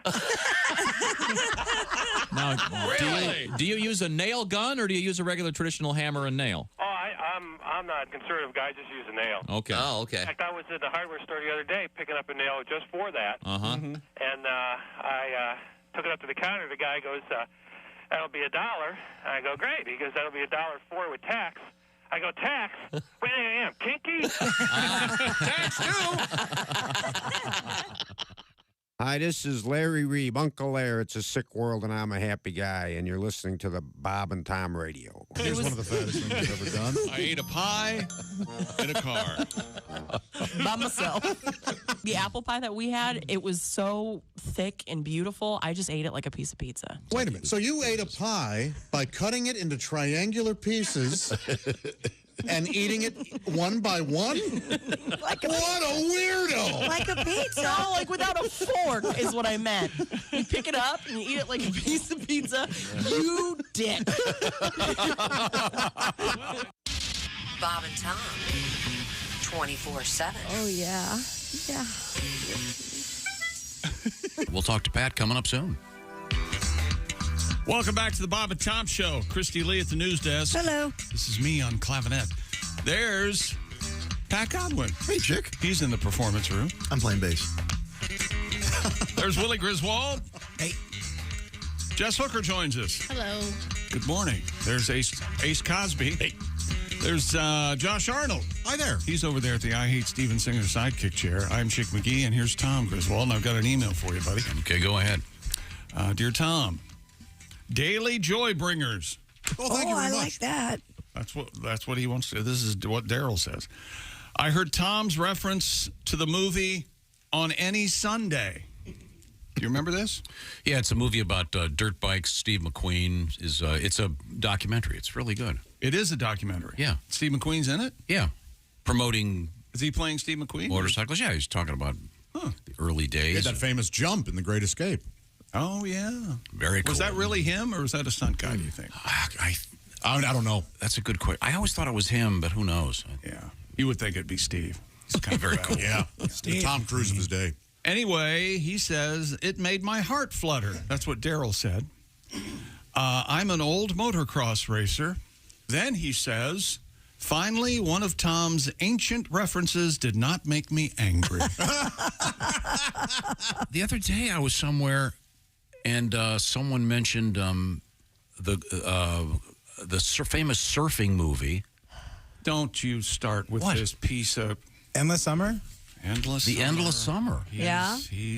That's a great I don't know movie. if you got laid while you were watching it. No, I was in sixth grade or something. It means so much to you. You got laid when you were in sixth grade? No, it was a document. Did you ever see it, Josh? You know what I saw? The Endless Summer 2, and I never saw the first one. I'm being serious. I think you could probably see the second and know what the first one was about. It was fine, yeah. But I should still eventually watch the first one. There's still a great joke I remember from the movie Endless. The story, if you're not familiar with it, There's a joke in a documentary. Yeah. Okay. The Endless Summer's two guys travel the world looking for the perfect wave. Uh-huh. And you think the surfing community is very small, in a relatively speaking, but it really captured the hearts of Americans. It was a huge hit. And I think the music was by some really young guy. It was just a really great thing. It's got a terrific poster. Is this before or after the California surf Beach Boys vibe going around? Kind of right after, sort of part of it, I guess. But it's a great movie. I really liked it. But there's a very funny joke in it that would be politically incorrect these days. Oh. I suppose I could probably tell it, I guess. But I suppose, if you start off, I suppose I could probably tell it. You probably shouldn't tell it. No, I'm just saying I am aware of how the change in the meaning of this term. Okay. Over time. I'm so That I was not nervous. aware of All until right. recently. We could go out and get some cookies if you guys want to. They're talking about how expensive the gasoline is, and the name of anyone remember this? The name of the gas station is a Jip. Oh, gotcha. And the term a Jip. To Jips, yeah. It's short. I didn't know until recently that is not proper to say. I did not realize that. Mm-hmm. I thought he'd say that was really a Jip when I bought that. That was you had no idea that it meant a culture. You didn't. Yeah, I did not. As kids, we just never knew that. Now Right. you refer to those folks as travelers, I believe. Right. The whole gypsy thing is, and there's all these songs about gypsies that are probably offensive. I had no idea, and I apologize. I'm not trying to offend any travelers. And by the way, they're not the only ones who are mad. Who else is mad? The tramps and thieves are mad. Oh, yeah. Yeah, you know. You have to call them. Now, see, that's the kind of excellent And reference. then lay their money down. Excellent reference. Great Cher song. That's it. That song is so bad. I can. Gypsies, tramps, and thieves. She sells it. I'm with Christy on this. I like it. I like She it too. sells it. I love Cher. Out of your mind. I am. I admit it. That's in my top 10 worst hits of all time. The Are you serious? I can't help that I like it. The worst hit of all time. To me Now is we got a show. Coward of the County. That's pretty bad. Wait, I Josh, agree. what song is that? I'd never heard it. I thought you were using weird old-timey language. No. Gypsies, Oh. Tramps, and Big hit. Thieves? It's an old Cher song. It's way oldie, dude. It's an old Cher song? Yeah. So much better Yeah. than that. Yeah. 50s Cher, 60s, because she's been around forever, She right? was in the 60s. 50s. No, 70s. Dude, no, I think she's literally had a top 10 hit in Every 7 decades. Yeah, it was something like that. You're right. Yeah. Yeah. And this one was. 70s, 80s, 90s. Probably 6. Wow, Yeah! Chick really nails that one. Who needs tape delay when you got God? There you go. Wait a second. This isn't it. This is something else. What the hell is this piece of crap? How do I stop it? Here we go. There it is. Here you go, Wilbur. I hate it right away. I'm in it right away. That's a lot going on. I never noticed how Before the crappy lyrics come in. those first notes are. They're harsh. Yeah, it's terrible. They're similar to the Exorcist theme, Tubular Bells. Yeah. It just gets worse. I like it. Traveling show. Born in the wagon of a traveling show. My mama used to dance for the money. See, it's a story. Papa would do whatever he could. Yeah. Preach a little gospel. Louder. Sell a couple bottles of Dr. Good. Dr. Good. They're selling Dr. Good. Hang on. Wait. Hell, yeah. You didn't. They call us. Wow. Not the only thing they'd call us. Okay, so that's the. Well, wait a minute. This is the pinnacle of the The men would come around. The men, yeah. So implying that they're. She's a whore. Sorry. Guys. Tramp. A tramp. Here we go. All the men would come around Oh, boy. and lay their money down. Boy, that is that's. And she gets pregnant really young and has so to it's a have story a kid. song. And, Yeah. Hey, what if we took the sound from the Psycho shower scene and we put it in the middle? And just see if we could get away with it. Music doesn't make me have enough anxiety. How can we fix that? Yeah. I think it's a cool sound, man. I can't help it. Really? I like, yeah. Okay. I like yeah. it. But I like it, I too. applaud you for referencing something that old in the context of the movie The Endless Summer. Oh, sure, yeah. And this Endless Summer older this than all started Gypsy with someone who enjoyed my referencing an old documentary called On Any Sunday. Yeah. Which we got to because of Any Given Sunday. Yes. The phrase that applies to the NFL. Did it make you want to surf? Did you ever go surfing? He's been talking about wanting to learn to surf for years. I was trying to mind, this surfing camp you can go to in Costa Rica. I've always wanted to go there. But I couldn't remember if you had surfed before. How about this? You go to Costa Rica. Check. Lay on the beach. How about that? Forget about surfing camp. Enjoy the weather and the beach. No, I'm not a beach layer. Oh, I have sons. He's a wave shredder, man. Skin. You can't have the wave shredder to be a beach layer. In any event, So when you go somewhere warm, you don't go out in the sun, do you? No. No, he does. He's just covered. He's just covered up. Remember, he wears his And he's going to hat. outlive all of us. I put on a white face, wear a big hat. Yeah, but I do You fun look like things. Meryl Streep in I do. one of those wine country movies you make. The only reason I know about Endless Summer is because my junior year of high school, Urban Outfitters sold a shirt that said Endless Summer on it. It seemed like everybody at my school had it. And then I got one, and I was wearing it, and my dad goes, "Oh, Endless Summer, that's a cool movie." And then I stopped wearing the shirts. There you go. It's a terrific poster. It's the famous poster with the guy with the surfboard on his head. Yeah. A really good movie. I recommend it. I'll watch it. And it's got that Jip joke in it, if you will. Will you stop going back to that? Really hit it. Really hit it that time. Yeah, that did make it sound bad. You know, I know it's offensive to say the word jip. No, we need to be educated about these things. I was not aware of that. I had no idea that was a problem. I hope Tyson Fury kicks your ass, man. I hope that's how this should end. Why, is he a jip? No. Have you heard? No, the tickets to that show. Have you heard ignorance of the laws, no excuse? Have you heard that? Yeah. Look, I'm tired of being called on stuff like this. We have to be. If this is a problem, educate us. That's what we're trying to do. And no, it's not a problem. See, but then you start talking about education, and then that gets bad. They educate us, but then they need to give us a minute. Some of us are old and stubborn. And I get that. That's literally what we're doing. And I think it is happening more than other people make us believe. And then people are going, "Oh, you can't say anything." No, you just can't say that in here, sir. You can do whatever. Go to your car and yell it if you want to. I don't know if this will be problematic or not, but I have a question. Ace, you can use a word I can't, and I want to know why. Is there? Well, homie. Josh, you can use it if you want to. You might get punched in the face, but you can use it all you want, pal. Got a nice letter here. No, this is a positive letter. You guys can't ruin this. All right. Okay. You want that? Challenge accepted. The Dear Bob and Tom Show. Last night I went to the Skyline Comedy Club in Appleton, Wisconsin, and saw Greg Warren. Yay! Sorry to hear it. He was great. Well, let me guess. Something about peanut butter and corn. During the show, he stopped and had a short Q&A portion. That's what one does when they have ran out of material. Anybody have any questions? I'm out of material. Did he bring a lady's purse on stage and go through the content? Oh, gosh, I've done that. I've done that. That's his go-to. It's a classic. I might do it in Wisconsin, Willie. Shut up. The chick, the hack McGee. Thank you. Did you ever load it with a tampon that she didn't know was in there? I might palm a tampon every now and then. Okay, I'm sorry. So Kurt continues his letter from Appleton. During Greg Warren's set, a short Q&A portion. Interestingly enough, there were several questions about Josh Arnold. Oh. And his availability. Oh, wow. All from men. I'm flattered. I think this level of bromance is happening. They'd flock to see you, Josh, if you came. So, nice. I'd love to get back there. And remember, it's only kinky the first time. Oh, jeez. Thank you, Kurt. I think it's ever kinky, right? Is Kurt hitting on Josh? I don't know how to interpret that. What's I'm flattered nonetheless. Does Kurt, do you have a phone number there? What's Kurt's angle, Now, coming up in sports. We've got another world record, and someone has sent us an email about how to rid the world of used tennis balls. Oh.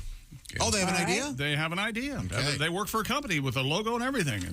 Does it involve getting lots of golden retrievers? They're ready to help. The company is run by 3 golden retrievers in a trench coat. We have an answer to your problem. Hey, if you're going to be home later like I am all weekend with college football and the NFL starting on Sunday in full swing, and you want to be quiet and secure in your compound, what do you need? That's right. Maybe a staff, security to keep an eye on you. Or how about Simply Safe, the do-it-yourself, design-it-yourself home security system with their revolutionary home monitoring innovation. It's 24/7 lifeguard protection designed to help stop crime in real time. Now, because of Simply Safe, and an intruder breaks in, Simply Safe professional monitoring agents can actually see, speak to, and deter them through Simply Safe's new smart alarm wireless indoor camera, stopping them in their tracks.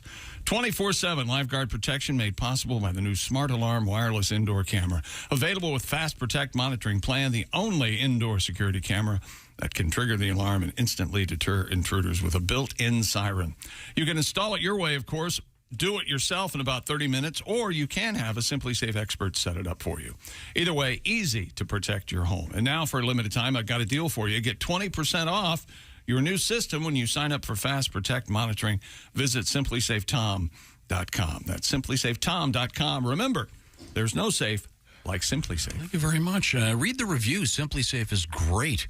And now we've got some music coming up from Pat Goddard. I'm very excited about it. A little special treat coming up from Jeff Oskay and news we failed to mention. Early edition. Of course, the Ace Cosby joke of the day on the way. And the usual nudity and cavorting in the news. This is the Bob and Tom Show. Hi, this is Kostaki Economy.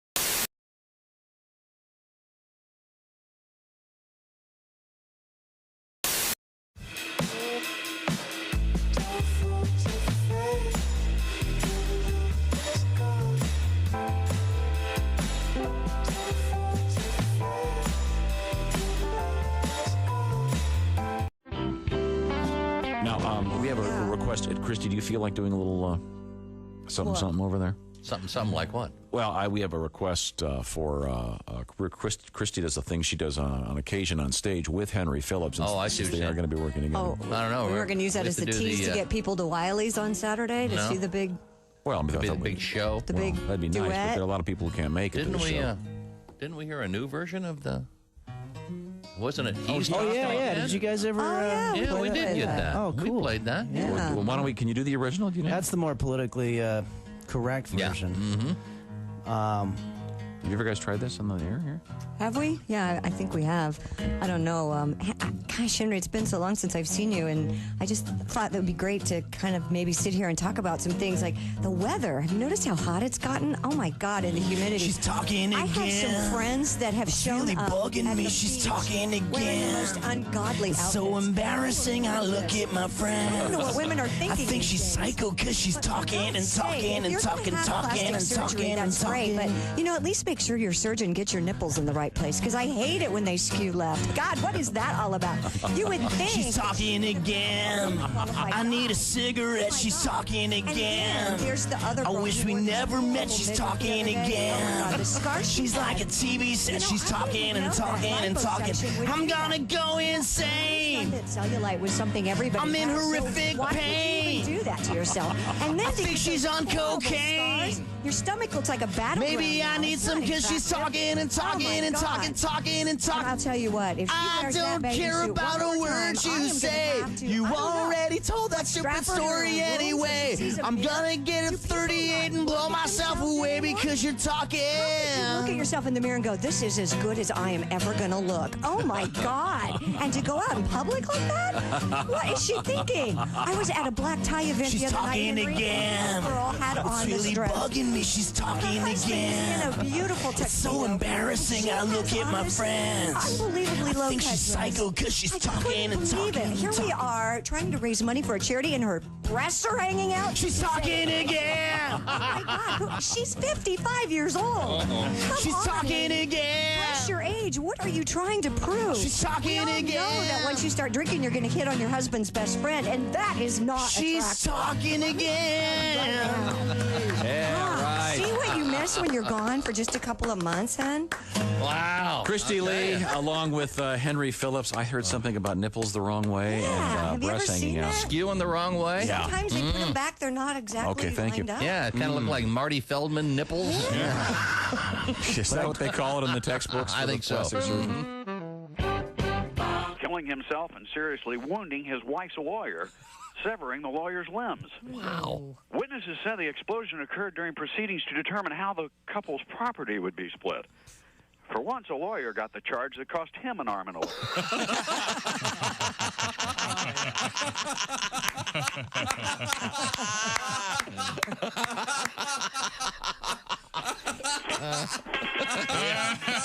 And on a high one, that a boy. Good move. Throw away the script and get out. Bob and Tom.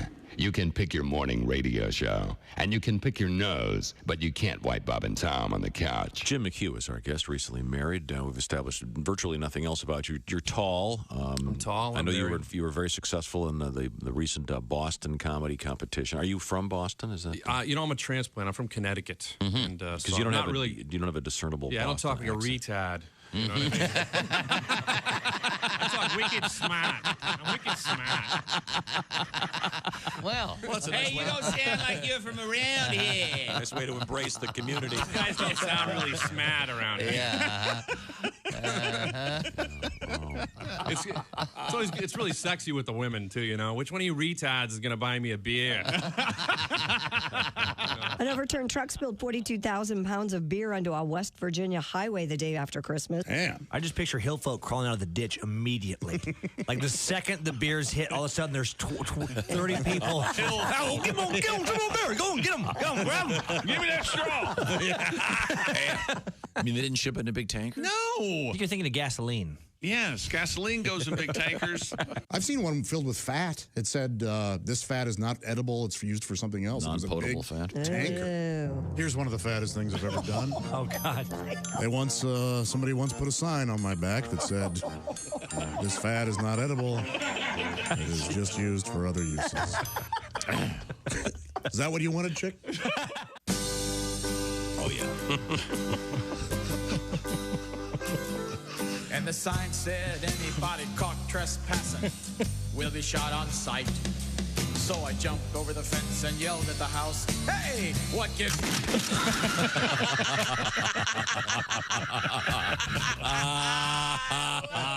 You don't say we didn't warn you. There's laughter ahead. You guys want to grab lunch? We can't go anymore. Holy That's cow. a good day's work, everybody. This is Bob and Tom Array. Hey, welcome back to the Bob and Tom Show. Christy Lee at the news desk. Hi. There's Pat Godwin in the performance room. Hey, chick. Willie Griswold's here. Hey, good morning. There's Jess Hooker. Hello. Josh Arnold's over there. Hi there. He's at the I Hate Steven Singer sidekick chair. Ace Cosby's here. Hey. I'm Chick McGee, and here's Tom Griswold. We've got a big crowd, and we're going to be crowding it up a little more. Coming up with Ms. Pat live in the studio with us. Ms. Pat, of course, has her TV shows. We'll be hearing about that when we talk with Pat.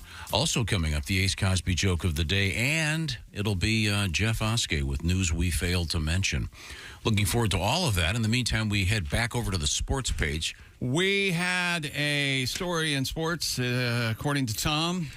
Tennis is struggling with what to do with leftover tennis balls. They're extremely hard to recycle, and as a result, nearly all of 333 million balls made worldwide each year eventually get thrown away, and most end up in landfills. So a guy named Dave said, after hearing your story this morning about all the tennis balls that go into landfill each year, I wanted to bring a product that we produce to your attention.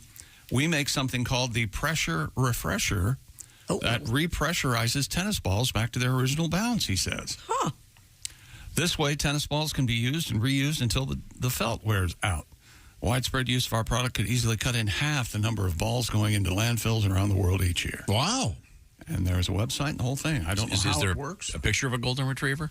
I don't think this is a company. I'm not just the owner. I'm a client. Do you think cashless payments are messing with this? Do you remember you used to go to the ballpark and you'd get change from the guy with the beer? He'd put it in a tennis ball and throw it back to you? Oh, yes. I Never saw that. have seen that. Yeah. I've never seen that. It's been a while. You're right. I've never seen that either. I have never. It was kind of brilliant. That is brilliant. That is, because it seals itself. That's great. Right, Yeah. sure. I'll be darned. Huh. And then did you heave the ball back? Yeah, it was fun. God, I occasionally have been places where they throw the hot dog to you. Yeah. They wrap it up Well, first. of course. Otherwise, Just a dog will chili, fly out. chili goes flying. I got the bun You know what, with Tom? my left hand. I got the chili with my right, but the dog itself went two seats ahead of me. Thank you for adding they had to wrap it up first. I needed that clarified. This is my job. I appreciate am the king of clarity. I don't know why you think So so. Willie, tell me more. Where was this at a Cub game? I don't remember when I was a kid. Probably at maybe at a Braves game. I think I went to a Braves Marlin game when I was a kid. I was at a minor league baseball game when I saw that. It had such an effect on me. I remember it so vividly. I thought it was so cool. Fun. Yeah, I just remember the tennis balls like everybody else on the bottoms of walkers. Sure, yeah. But you see, how many million a year are there? 330. That's like one for every American. That's too many tennis balls. My grandpa also had a tennis ball hanging from the garage ceiling. Sure. They had He the did too, windshield. know when to stop. Sure, yeah, sure. You have that? Yeah. The old house, absolutely. I had to. I thought my grandpa invented it when I said well, that's pretty smart. My car barely fit in that old garage. And you had to really be careful. What's keeping you from driving into the living room now? And we don't mean physically. We mean emotionally and mentally. What keeps you from driving your car straight into your living room? You know what I mean. It's on the other side of the house. Well, interesting thing about tennis balls. We'll have to keep following this. I don't know how the pressure refresher would work because there's no hole on an existing tennis ball. I assume it's some kind of a needle that goes in, and as it pulls out, it probably seals itself. Yeah. Pretty cool. Have you had a tire with a nail in it lately? I have not. They have a thing now. They can fix I've managed to reach a station in my life where I don't worry about flat tires. Oh, I bet I've had 10 in the last. Well, you're insane, is why that. I've Well, also it was at a construction site every day for 3 years. As long as they're not on the Whose sidewall. fault's that? As long as they're on not in the sidewall, they can. It's great. They plug them and they fix them up. And Yep. You ever call somebody as an insult a plug? No. You plug. No, You're just no. a filthy plug. No. Well, that's nice. I've heard people called like bruisers. Like, you know what I mean? Like they're like a, what do they say? He's a real. Are you cruising for a bruising? Is that? Like, yeah, but he's like a squat strongman is a plug. My father. Fire plug. Fire plug. Yeah, thank you, fire plug. My father's nickname for me after he got off Thumper was Bruiser. Yeah. Only because I was a head taller than he was. So, yeah. I love Okay, for a second you were going to say it was B. Never mind. Oh, man. Yeah, I always had bruises from head to toe. That's why. So it should have been bruisey. From the really. Q stick. I got hit with a pull cue. Let's move on. Did you hear the laughter? I'm sorry for your pain, sir. Shut up. What else What's have you got? wrong now? Look, I'm sorry. I turned their head and laughed. What else have you got? Back to the broom. Sorry. Where am I? Oh. Stupid world record. I almost played this again. Man, I can't get enough of this. Are you ready for some football? I don't know why. You were ready for some football. Love it. It's so natural. Yeah. He sounds like he's going to go have a beer and a hot dog. Are you ready for some football? Yeah, let's go do this. Yeah. Damn right. Let the help come in and watch the game with Papa Bush. Let the help come in. Why not? It's Christmas. Why not? The classic commercial. What commercial? What? There was a classic commercial in which the guy at the Here we go. in the lobby of the skyscraper and I don't think. Yeah, I know we did a parody of it, but I don't remember this the first time around. But you do, and I know. And the business guy in the suit's walking out, and he sees the overnight watchman guy sitting at the front desk, and they end up watching the game on this little tiny TV. And it's kind of brings everybody together. Right? So it was either a commercial for beer or Kotex. I forget. They did a follow-up where they were watching the game again, and then the door guy goes, hey, how about we go up to your place? I'm about to get off my shift. And he goes, oh, no. You're dirty. And then that's the end of the commercial. Really shows a lot about class. And then it's for an employment agency. Get a job.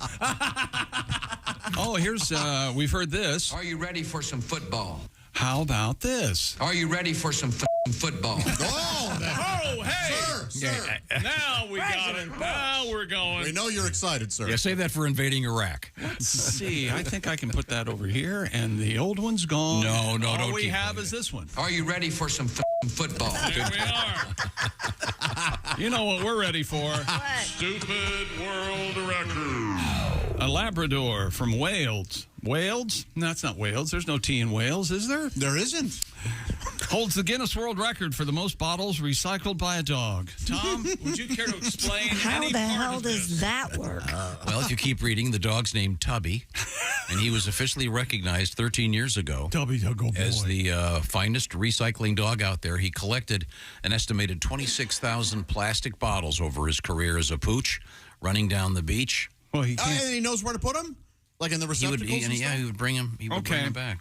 Is that sweet? That is very sweet. Oh, my Lord. I was doing the math in my head, but we'll get there. Tubby officially recognized in 2010. He helped recycle 26,000 plastic bottles. According to the Record Authority, the pooch would collect discarded plastic bottles on his daily walks. It took him just 6 years to rack up 26,000. Tubby died in 2016 at the age of 13. But he's being honored, huh? Owner Sandra Gilmore believes he recycled as many as 50,000 bottles in his lifetime.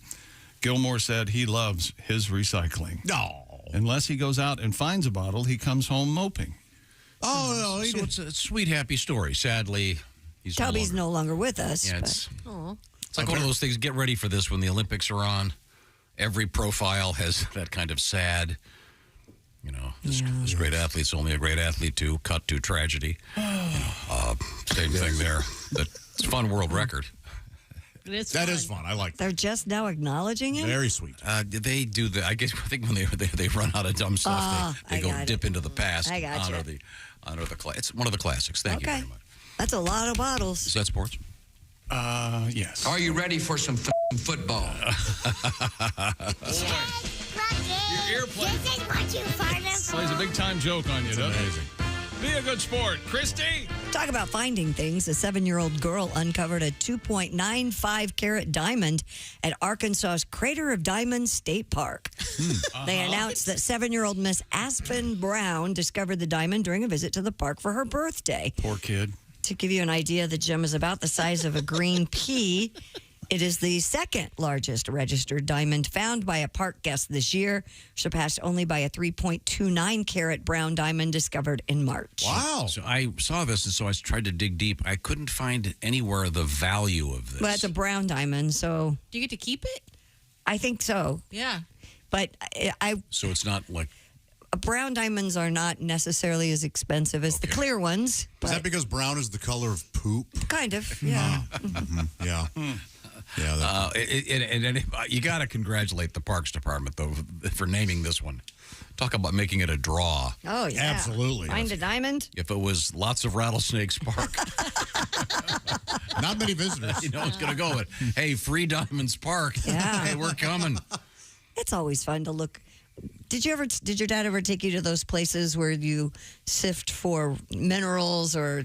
Oh, pan for gold. Yeah, that thing that Maybe. they did. Yeah, we did The that. kids loved that. Yeah. The sifter? Yeah. But no, the thing you guys loved was skiing at Beaver Creek. They've got this tunnel you go into. Yeah, I remember that. And they put gold nuggets in there. They're fake, of course, but But the kids have to find them. It's the best. Speaking of gold nuggets, scientists say they have not been able to identify what they describe as a mysterious glittering gold blob discovered on the sea floor. Sky News reports the object, about the size of a human hand, was found off the coast of Alaska last month by marine biologists aboard a vessel run by the National Oceanic and Atmospheric Administration. Using a robotic arm, the team managed to collect the blob for further study. Weird. Did you see a picture of Alien. this thing? No. Some speculate it might be some sort of egg. Josh. Yeah, sure. Tests are still underway to determine the object's origin. It is really gross looking. It looks kind of like a load. No. It's got more of a sort of open wedgy.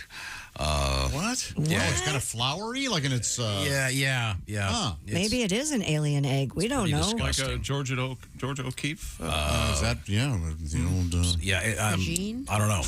It's sort of golden. Does it look like a vagine, Tom? Kind of, yes. I didn't want to Okay. say that. All Yeah, right. but a really nasty one that's been. Really nasty. You know, hey, Josh, you know how ugly the really nasty ones are? They can get rid of it. No, it looks like it's being like pummeled. Sure. Sure. I'm sure Madonna's doesn't look great. You know what I mean? Oh, I'd like to not think about it, A lot of miles actually. on that, I would think. Yeah. Oh, it's really looks like quite it smoked cool. a joke cigar. Blam! Here you go, Josh. Huh. Isn't that nasty looking? Let's leave it down there. I don't know that we need. This could only create trouble if it gets. That looks like something that Thor has to get off a secret planet Yeah, to right? save the Avengers or something. I don't care for messing with this. Now, on a sad note, a good friend of the show passed away a couple days ago. Comedian Geechee Guy, who I know Pat traveled with. Yeah. For you guys did a whole around the country tour, year-long tour, yeah. with Geech. What a terrific joke writer. Great joke writer and a very funny stand-up comedian. He just passed away. He was in his late 50s, I think. But I thought we'd just feature a couple things from Geech. Again, a lot of just jokes. He did a residency in Reno for a long time, and most recently, I think he was in the Ships. I know he played with Brad Garrett's at Brad Garrett's club, and helped out Brad in the early days of Everybody Loves Raymond, and stood in for him for a bunch of shows. But here's just a little something from Geechee Guy. Comedian Geechee Guy is here with us. And Geech, once again, 6'4", 150 pounds, Yes. with an Abe Lincoln beard. Yes. And you just got married. You're living in Nevada now. That's great. Reno, Nevada. Biggest little city in the world. Yeah, with the dumbest little slogan in the world. I just hate our slogan. I mean, why would you want to brag about how small you are? You know, it's like saying you have the biggest little in the world.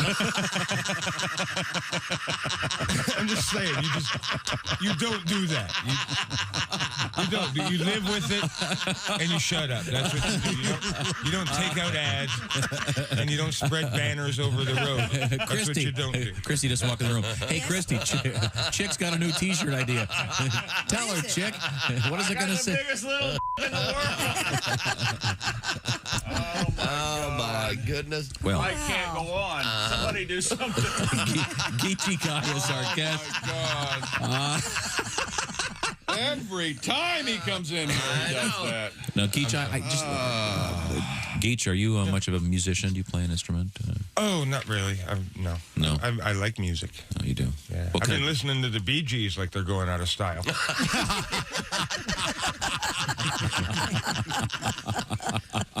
All right. Once again, joined by the fabulous comedian Geechee Guy, and we've talked about your wife. No dogs. No dogs. No dogs. Are there kids in the future for you? No kids. Have cats. Cats. Yeah, 2 cats. Oscar and Emmy. Get it? Oh, yeah. Get it? Yeah, Like the award. Yeah. Oscar. We had 3 of them, but Pulitzer got hit by a truck.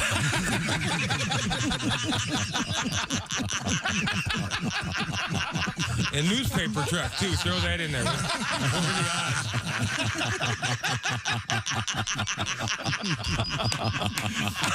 Poor little Beulah, sir. Oh, God. And a newspaper truck at that. What are the odds? My God. Geechee Guy is our guest. Geech, you're going to favor us one of your. Can you sure you do this on the air? Oh, yeah. Okay, go ahead. A little 7-year-old boy goes up to his dad and he says, "Where do babies come from?" And his dad thinks for a minute and says, "The stork." And little boy says, "You screwed a stork?" That's an edit, I'm sure. Oh, God. I felt with the one with the two cats. That's good. Really suckered into that one, and well worth it. Perfect. Let's do. You want to hear one more? Yes, Give it a shot. Here we go. This is the Bob and Tom Show, and with us in the studio, he is comedian Geechee Guy. Geech, you're known for the quick joke. You got one for us? Okay, a bar owner goes up to the bartender and he says, "Hey, have you been sleeping with the waitress?" And he says, "No." And he says, "Good. You fire her."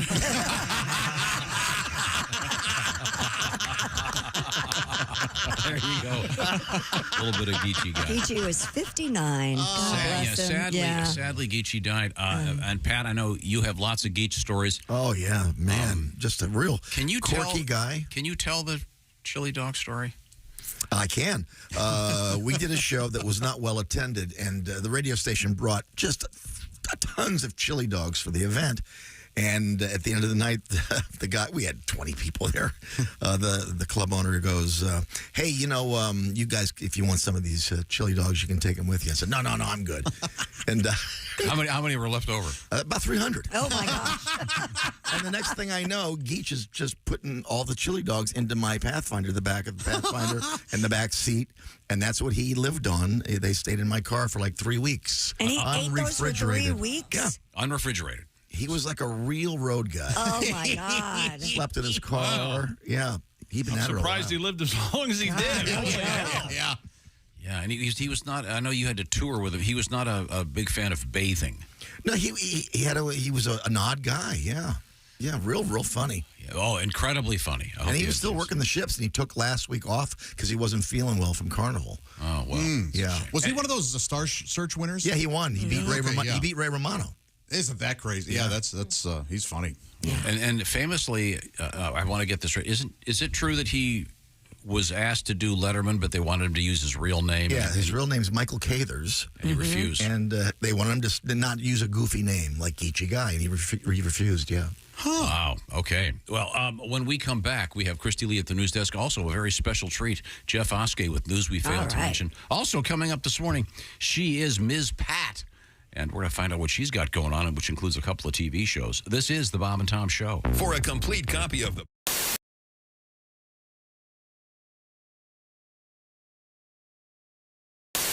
I think it'd be hard to learn the banjo by yourself. Yeah, I think that would be the only way to learn the banjo. I am legitimately now the owner of a banjo. Is that right? Yeah, I need to get it in here and see if... How did that happen? My dad died. Oh! Thanks. Ladies and gentlemen. So I took his banjo. The amazing, we need some sound, Nino. The amazing Pat Godwin. Ladies and Never gentlemen. ask a question you don't know the answer to. Here we go. Totally knew the answer. I knew the answer. That's why I knew not to ask. Trust me, there's no one laughing harder than my dad right now. If he were able to laugh, but he can't because he's dead. I would think. So how'd you come by that how'd you come by that banjo again, Josh? Well, my dad died, and it was just laying there. So I thought, well, instead of throwing it away, maybe I'll go ahead and take it. Did your dad play? He did when he was younger, yeah. Oh, okay. I thought he did when he was alive. That's the joke. There you go, Josh. Yeah, I should have said that. Okay, well. I do like porn, but I'm going to ask you guys a favor. We get a lot of emails sent to the show. You can stop sending me porn clips, okay? Thanks, but no thanks. I appreciate it, but I'll be honest, I want to find my own porn, okay? T-Rex doesn't want to be fed. T-Rex wants to hunt. That's...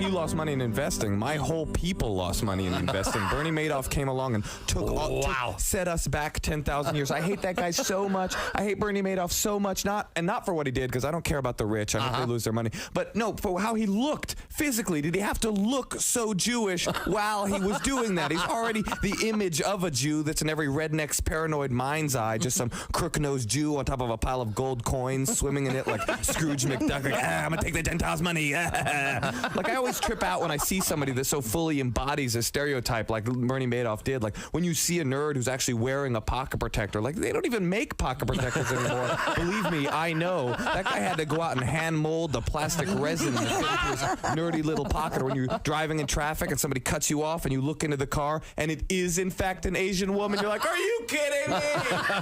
Are you serious? Are you seriously going to be Asian right now? There are people watching you. Have a little bit of self-respect and don't be Asian. Like, when I'm walking along and I see a quarter on the ground, I don't pick it up. It kills me not to. But I don't do it because there's people watching. There are people watching. Yes, you don't want to reinforce the stereotype. That's correct. You got keep it real. Moshe Kasher is our guest. I live in L.A. now. I live near Hollywood. I live across the street from a 99-cent store because comedy makes dreams come true. Yes. Yeah, they now sell a 99-cent pregnancy test. Have you seen that? No. Yeah. How bad does one's life have to be? Like, how far down the socioeconomic ladder do you need to flop before the 99-cent? One of Tom's favorites. Drake is currently on his It's All a Blur tour. His last album was 2022's Honestly Nevermind. Bruce Springsteen says he needs to postpone concerts this month because of peptic ulcer disease. It's a condition marked by open sores that develop on the inside lining of the stomach. It causes symptoms, stomach pain, heartburn, bloating, and nausea. Doctors say the most common cause is the long-term use of anti-inflammatory pain relievers. The condition can be treated with over-the-counter medication, and most people typically heal within 4 to 6 weeks. That's a quick look at your entertainment news headlines. More of the Bob and Tom Show coming up. Think you know your pro football and want to put your knowledge to the test? Then play Pigskin Pick'em every week at bobandtom.com. This is your chance to win a Mini Max Big Green Egg. Just pick the winners of this week's pro football games and you could win a Mini Max Big Green Egg. Head to bobandtom.com/contest and play Pigskin Pick'em with the Bob and Tom Show. You're listening to Bob and Tom Radio. You're so weird. You have no idea. Essential Morning Radio. This is Bob and Tom Radio. 24/7. Special guest, Randy Gandhi. He's a Randy Gandhi. We say Randy. Randy Gandhi? Randy Gandhi. Randy Gandhi. The answer is sputum samples. Sputum samples. Exactly. The question. What do you call someone who's a spitting image of junior samples?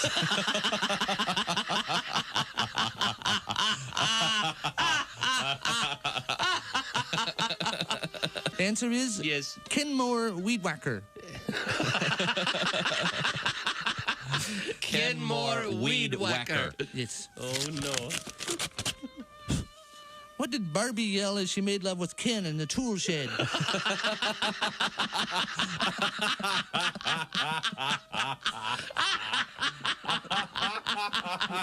The answer is aye, sir.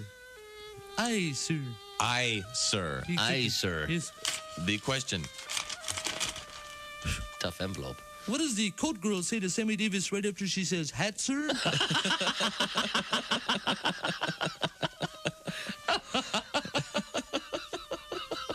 The answer is Stevie Nicks. Stevie Nicks. Stevie Nicks. Stevie Nicks.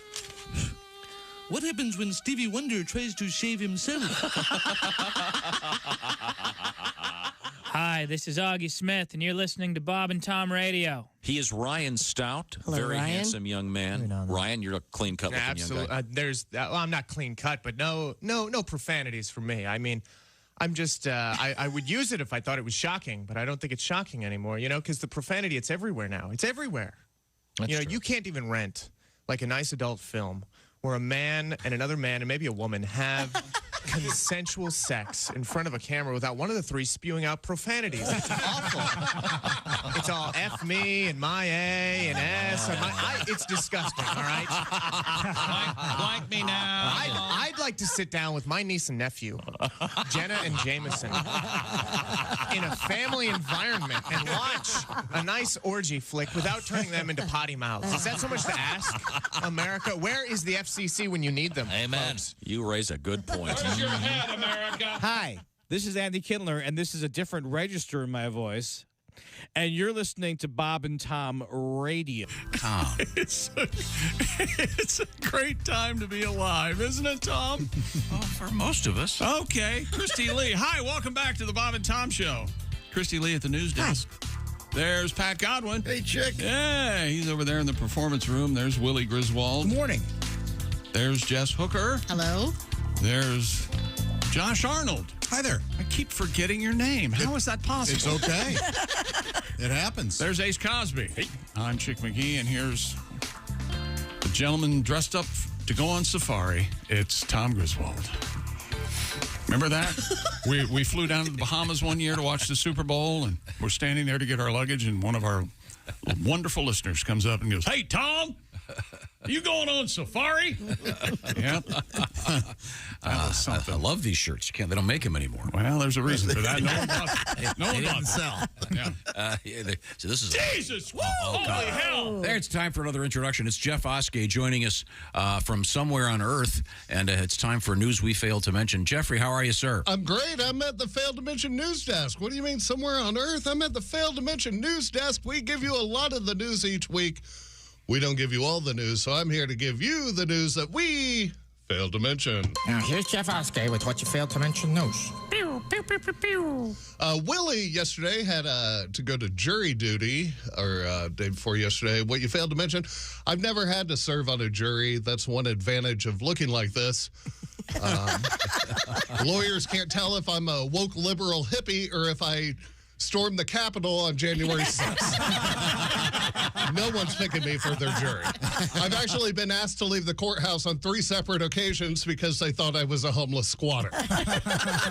I'm like, no, I'm here for jury duty. They're like, no, you're good, bro.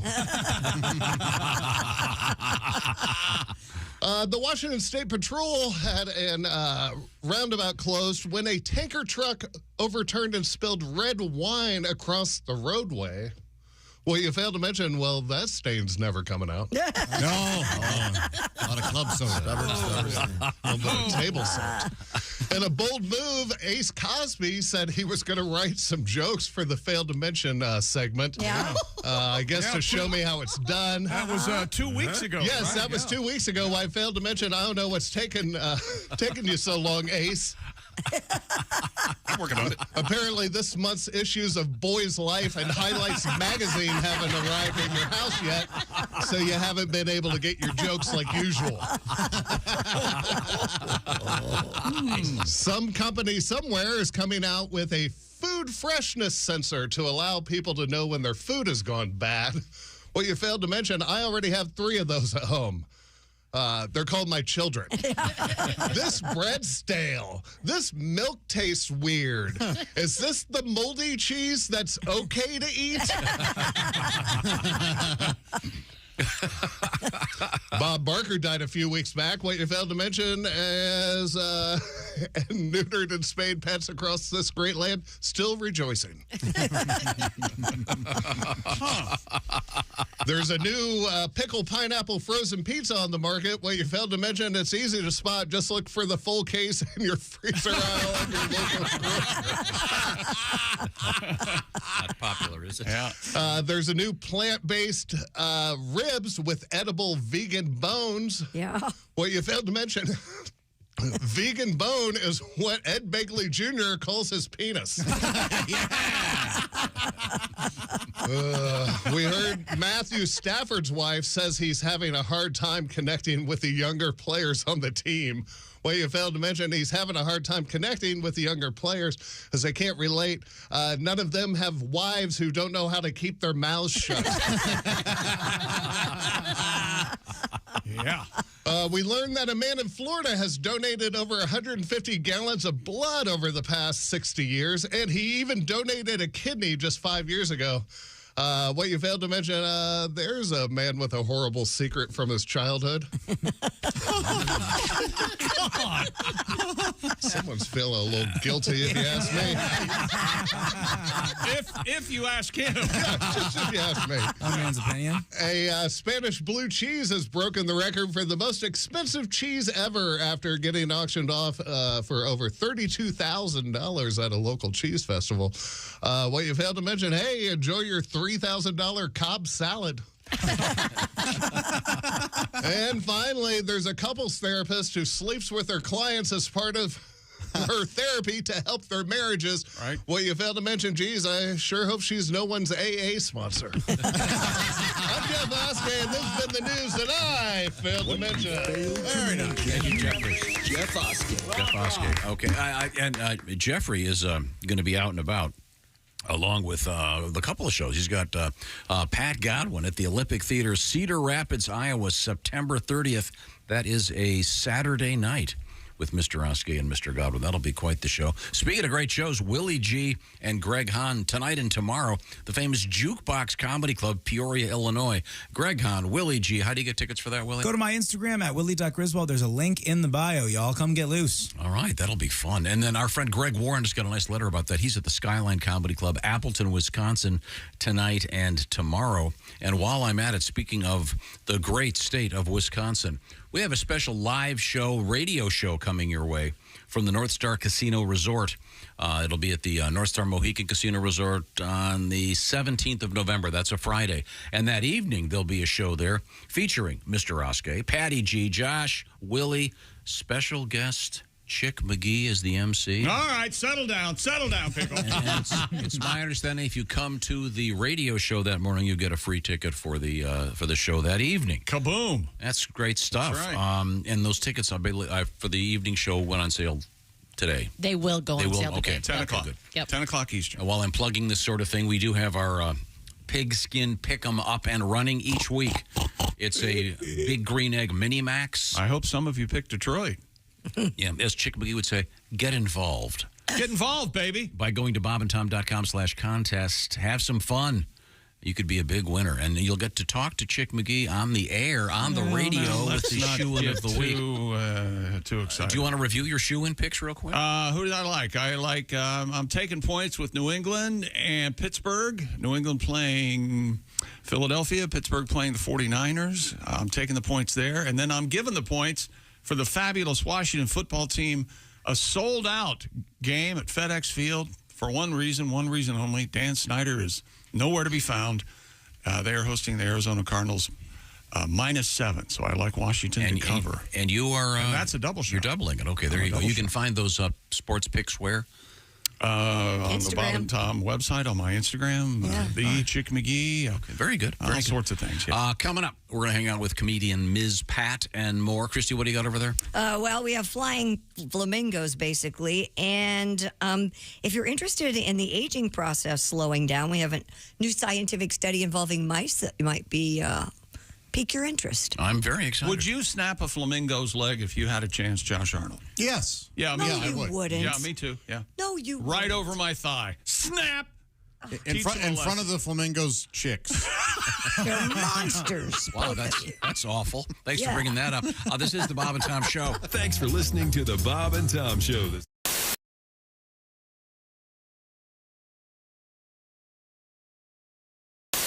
Glad that we're back. I just suffered through 6 minutes of Josh and Christy shopping for candles. No, we weren't. You weren't even paying attention. Yes, and then Josh goes, I've got a coupon. No, we were looking for an avocado tool. Yes. You tool. And you know what? Oh, I'm yes. sorry. I do have a coupon, and what's wrong with that? And he goes, I'm going to go to Bed Bath & Beyond today because I have a coupon. And he'll get a coupon. I'm going to get candles and an avocado tool. Yep. What are the a pennant and a T-shirt? What kind of candle are you getting? What flavor candle are you looking for? I like pumpkin. That's right. Oh, now's a good time for that. Yeah. Good time of year. I'd object, but I happen to have Do you ever go into a candle myself, so end of my objection. Do you ever go into a store and pick up something and you don't really look at the price and you take it up to the register and they go $101.98 and you go, What? I did that. $101.98? I bought 2 candles. You know those 2 little wooden candles I have on the kitchen? Yes. Those are $50 a piece. No kidding. I mean, I couldn't believe. That's why off the air I asked Christy, why are candles $95? Yeah. And I said, what? Because people are stupid enough to And pay it. being a media darling, I couldn't say, well, I just need to put this back. Yeah. I'd rather not pay $50 for a candle. But I said, I'd wipe my butt with 20s. I don't care. Oh, boy. Now, was it an anatomically correct phallic candle of some sort? Yes, I could use it to aid my masturbation. That's right. Oh. I should probably use Something help from the instead. Liberace. Christy, to answer your question. What was my question? When you guys were talking about avocados, you asked if there was an avocado vodka. 10 best avocado drink alcohol recipes. There are, yes, You can something make called drinks with- avocado I'm vodka. sorry, what? Avocado too, Tom. No. I think Chick does also. Avocado. That's a Russian bluegrass band. No, avocado. That's a Genesis song. Isn't it? Hey, it's Josh, and of course... Hi, Chick McGee, everybody. Your chance to win a Mini Max Big Green Egg for Bob and Tom at Big Green Egg. Each week, someone will win a Mini Max Big Green Egg. It's the Bob and Tom Show, Pigskin Pick'em, powered by the Big Green Egg.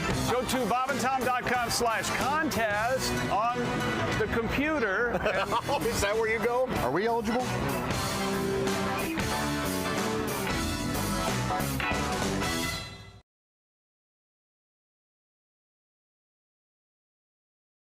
Hey man, it's Donnie Baker. Guess what? I saved up some money and bought this new badass spy camera. I swear to God I did. Check this thing out. Man, they got so much stuff in here. This is badass. I swear to God it is. You wouldn't think a radio station have so many pictures. Ah, look. It's Bob and Tom. Man, something about that don't look right. Let's see if we can make it better. One down. Perfect. Hey, Christy. Hey, what are you doing here, Donnie? You're not allowed back here. No, it's Homeland Security. I'm supposed to come back here and check you for humps today. You're not going to get your hands on me. Okay, if you don't like this one, how about let me use this one? You know, the touch of a wolf is a healing touch. No. Better yet, how about fur on fur?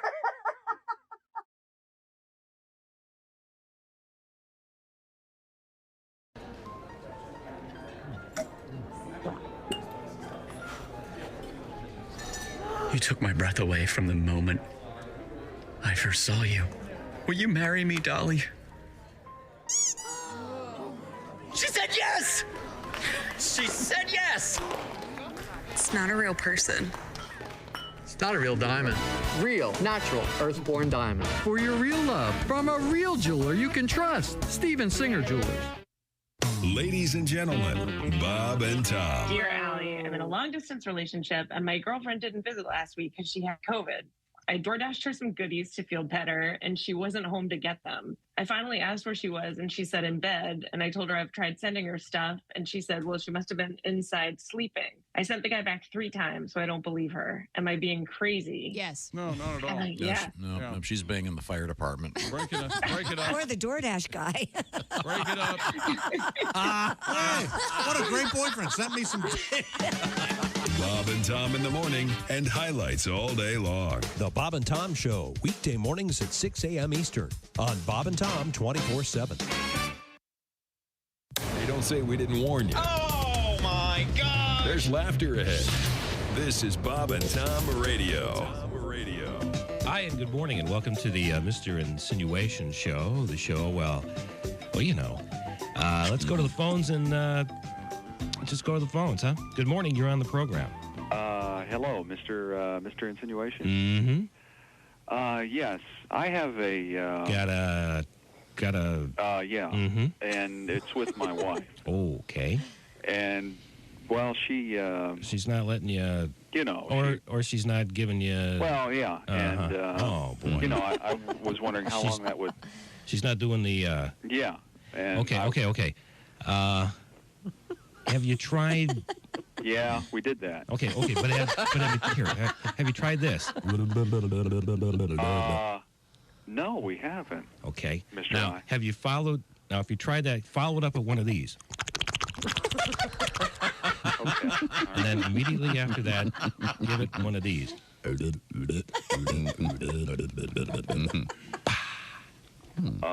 Don't forget that.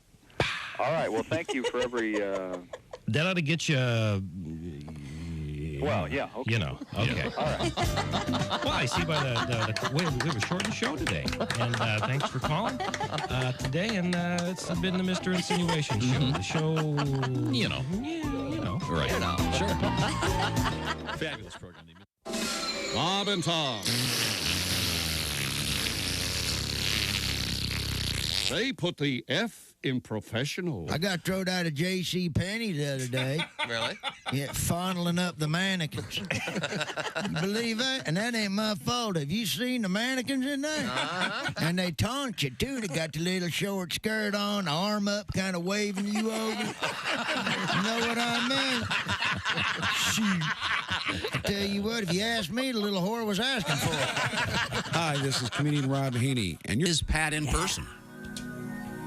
Hey, welcome back to the Bob and Tom Show. Christy Lee at the news desk. Hello. There's Pat Godwin. Hello, chick. He's over there in the performance room. Willie Griswold's here. What's up, man? Jess Hooker's here. Hello. There's Josh Arnold. Hello. Sorry, He's the I Hate Steven Singer's sidekick chair. A spill, that's all. A little bit of coffee spill over there. Just a drop or two, nothing big. Ace Cosby. Hey. I'm Chick McGee, and here's Tom Griswold. Do you need the shaft of hope? What's the shaft of hope? Oh, no, I don't. But I love that. It's a roll of paper towels. I've never heard it called that before. Well, shaft of hope. I spill so much I just keep one in my drawer over here. Let's welcome back to the show. Thanks for joining us. We're going to talk with Ms. Pat. She's going to be our in-studio guest. Ms. Pat now on the TV. She's got a couple of TV shows on the TV with the judge, Ms. Pat, on the way. We'll be looking forward to finding out about that. In the meantime, the educational part of our show, we're going to talk about hurricanes and flamingos. This is a great story. Yeah, the real birds, not the plastic trailer park adornments, have been popping up in unusual places thanks to Hurricane Idalia, according to the American Birding Association. Yes, hello, American Birding Association, and how are you this morning? Well, I'm fine, thank you. You've seen their logo, ABA? They've got a tricolored flamingo. The American Basketball Association is what it's right. Oh, are they great? Red, white, blue ball. There have been dozens of flamingo sightings in at least 10 states, including North Carolina, Tennessee, Texas, Kentucky, and as far north as Pennsylvania. Spokesman Nate Swick reports many of the birds likely came from the Yucatan Peninsula and got caught up in Hurricane Idalia. Mr. Swick added that they are more than capable, though, of making their way back home. They do fly, in case you didn't know. Wouldn't that be amazing? They just don't land very well. They can fly, man. Woo! You're in Pennsylvania. You walk out to the pond, and there's a flamingo. That'd be so cool. Yeah. Weren't you talking yesterday off the air about some poor guy in the mid-1800s seeing an elephant for the first time? No, I was just saying, can you imagine? Yeah. Can you imagine seeing a flamingo in the wild? What the hell is that? Man, that's pink. But it was, yes, you would think that. Look out. They're too pink, aren't they? I mean, before there was photography, and can you imagine seeing an elephant for the first time? It'd just blow your mind. Well, the flamingos. That's why that Mr. Barnum and Bailey guy, they did well. Yeah. Can you imagine seeing a boob for the first time? Man. Remember that, Josh? I look forward to it. Boy, all right. Was it in a magazine or was it like Mom? Oh, man. I mean, I would imagine technically the first boob I ever saw was pressed right up against my face as I suckled from it. Yeah. Josh, don't say things that are so hot, okay? You did breastfeed? I believe I was breastfed, yeah. I'll be daggone. I was not. Oh, okay. It's the only thing keeping me out of the asylum. Now, I did a little research on this thing. The flamingos that were quite literally, and the wind took them north, and it's kind of cool. Did you know what a group of flamingos is called, Josh? Yeah, it's something like a fancy or a fantastic. Or you're close. A flourish? It's a flamboyance of flamingos, yes, which is also the same thing for male hairdressers, interestingly enough, and choreographers. How odd. I love that, a flamboyance of flamingos. Pat, you got your guitar out. I got a story for you. Do ya? Domingo the flamingo is very scared of hurricanes, 'cause one day, many years ago, a hurricane took his girlfriend away. He was standing in Miami on one leg, hanging out with his girlfriend Peg. When a hurricane swept Peg in the sky, Domingo says, I don't know if us flamingos can fly. You know, I've never tried. Domingo, the flamingo. Hurricane took his baby away. She could be in Georgia or Santo Domingo, or maybe she'll return someday. Domingo is sad and no longer pink. He won't eat his shrimp, refuses to drink. Another hurricane's coming, Domingo starts to cry. Then Peg fell out of the sky. Now Domingo, the flamingo, is banging Peg just like Ringo.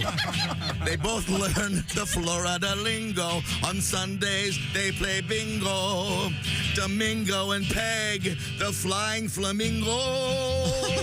Cha-cha-cha. Hey! Happy ending. Beautiful story, Pat. Fell out of the sky. Yeah, a lot going on in there. And I forgot, Pat, that flamingos get their color from eating so much shrimp. Exactly. Yeah. Like Yeah. that? Fascinating animals. Fascinating. And yes. again, what is it, Chick? It's not their knee bending backwards. What is it? That's their ankle. Wait a minute. No. Yes. Or something. But Yes. it's- They have a really long. Wait a minute. I haven't got it. Hang on. You know where our knee is? Yeah. Well, their knee is way down by their ankle. Their knee is where our ankle is. So what's that bending thing then? Their elbow. Their thigh. Right. Okay. They're very limber. They're beautiful. I always remember from the beginning of Miami Vice. They have that great intro with that terrific music and those just beautiful boats going by. And the beginning of Three's Company. They were at the zoo. Yes. And I believe, I think Jack Tripper raises his leg to pretend he's a flamingo at one point. Very funny. Oh no, that one of the girl who replaced Suzanne Summers raises her leg. Oh, that's who does it? I'm pretty sure. Yeah. Really? She was very attractive. She was Amazonian. I was like 8 feet tall. Oh, it was hot. Never saw it. No good. Oh, You never saw Three's Company? It passed. A lot of misunderstandings. A lot of slapstick. A lot of them. The famous scene of John Ritter and Suzanne Summer putting a shower together. Yeah. And Don not standing outside, hearing all this. Can't believe what he's hearing. Can't believe it. Because they're saying things like, go ahead, you just put it in that hole there. No, that's not how you do it. I like it like this, that kind of thing. Right. Furley is just losing his mind. All double entendre. Because it sounds like their sex term. Sure. Yeah. Is that what it is? Yeah. So you can't put that past me. The only reason Jack Tripper gets to live there is It's because because Mr. he Furley doesn't- thinks he's gay. Right, he doesn't like women. Yeah. See? And then Larry would come up. They'd go to the Regal Beagle. That It was a right whole down thing. there. The bar was right downstairs. I can't believe that Emmy's overlooked him. I can't believe it. I loved it. Oh, like I it, too. honestly never watched that. We talked to John Ritter. He was a wonderful guy. Oh, yeah. Great actor. He's in. He doesn't call so much anymore, though, does he? Oh. Jesus. Joyce DeWitt's nephew's my doctor now. I love Joyce DeWitt. I do too. Yeah. I used to call her Joyce DeWitt. My mom never cared for it. But, I bet she didn't. I was soap in my mouth. So it was kind of a fun story about flamingos. I'm glad we did. I love your new song, Pat. Oh, yeah. Thank you. And Where they're- did Ringo come in? Yeah, that was the only. We got to What do you fix that mean? one word. This guy got weird at the end. And they're Yeah. pink because they eat a lot of shrimp? Something like that. The brine, yeah. Yeah. Sure. He's banging Peg Yeah. again like Ringo. I don't know about that. Did Ringo bang a peg? I don't know. Bang the drums. Oh. No, yeah, that will work. Okay. Okay. That's got to go. I thought Peg was having an affair with Ringo. Yeah. And George Harrison was the one who got all the pink, by the way. Right? Well, that's because John was married or something, wasn't that And right? so was Paul. They, He was like the quiet one. Yeah, George was the one. They were cheating. Come on. Are you kidding me? Well, apparently not, Willie. They were cheating. I'm sorry. They were British liars and they were cheating. I can't argue with the British liar part, but Okay, well, now coming up, we're going to talk with Ms. Pat. Ms. Pat is doing a comedy tour. She's, of course, got a couple of TV shows. We're big fans and longtime friends of Ms. Pat, so we look forward to seeing Ms. Pat in the studio. What else is coming up, Christy Lee? Well, we still have time for this. Researchers at Duke University that's right over there at Duke. have discovered a way to slow down the aging process. In a study involving mice, Scientists surgically joined the circulatory systems of a young and old mouse. Researchers discovered this process slowed the aging process at the cellular level and lengthened the lifespan of the older animal by up to 10%. The implications of this are disturbing. Right?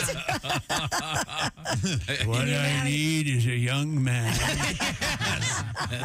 Fetal blood is what gets me through. I need the babies lined up. You thought that infusion I had yesterday was for psoriasis. No, it was fetal blood. The findings to keep alive. suggest this process could be used in therapies to speed healing, rejuvenate the body, and add years to an older individual's life. This is Coach K. Could coach Duke basketball till 2063. Yeah. I mean, this could be incredible. Wasn't there a whole thing that Keith Richard from the Stones was getting blood transfusions? I don't know. That was the thing a long time ago. Well, it's interesting. I wouldn't doubt it. I mean, that guy is no reason to be alive. It's not like he's afraid of needles, you know. No. He'll be okay. He's afraid of nothing. There are women that get the blood facials. Yeah, they've kind of backed off that. The vampire facial? The vampire facial, yeah. Boy. Oh, wasn't there wasn't the transmission of several diseases attributed to that? Hey, you want to look good or not? Okay. Not that bad. Even the name is kind of off-putting, don't you think? Yeah. I believe Bela Lugosi gave Fay Ray a vampire facial. Oh, nice. Good performance? Was Fay Ray and Dracula or just No, but I'm sure they ran in the same circle. of the same era. He's assuming that she liked to receive it. Josh, we're going to work on that. What you got hold of? There's Oh, Pat, your song was great. Please don't do that. Monkey facials. It was great. I've already fixed it. Oh, yeah. I want to hear it again. And I for one, say, thank God. Yeah, way to ruin a... Hey, look, we got a letter here. Howdy, Bob and Tom crew. Thomas says, my name is Thomas, and I've been listening to you all for at least a decade. That might not sound too impressive, but I'm only 25 years old. It feels like I've grown up with you all. Yes. I remember driving to my first job every morning. I was 14 or 15. Go to walk dogs and express their anal glands. How about that? Absolutely rancid! Exclamation. Yeah, absolutely. Listening to your show every morning helped me get through each day. It then turned into listening to you on my commute to college. Now I listen to Bob and Tom every day on my Raycon earbuds. Thank you, sir. Just wanted to say hello and give my appreciation and a shout out from Grovetown, Georgia. Thanks, All right. Thomas. This says keep the laughs coming. I don't know what that means, but I know what Raycon earbuds mean, baby. Raycon earbuds, everyday earbuds look, feel, and sound better than ever. 3 sound profiles to match whatever you're listening to. They feature noise isolation, awareness mode. You can choose to be immersed or tune into your surroundings. And remember, with their gel tips, Raycon earbuds will not budge. They won't come out of your ears. Plus, you get 8 hours of playtime, 32 hours of battery life, and Raycons have 78,000 5-star reviews. And remember, school's back in session, which means Raycon is having their annual back-to-school sale. For a limited time, go to buyraycon.com/Tom and get 20% off site-wide, plus free shipping. That's buyraycon.com/Tom. You score 20%. That's buyraycon.com/Tom. Thank you very much. Read the reviews. They're great. We're going to come back with Ms. Pat. This is the Bob and Tom Show. Bob and Tom, 24/7. Oh, yeah. Hey, thanks so much for listening to Bob and Tom Radio this morning. Ms. Pat in studio. She's on the middle of a theater tour across the country. Tonight, she'll be at the Baumhard Theater in Louisville, Kentucky, and then Saturday night at Clues Memorial.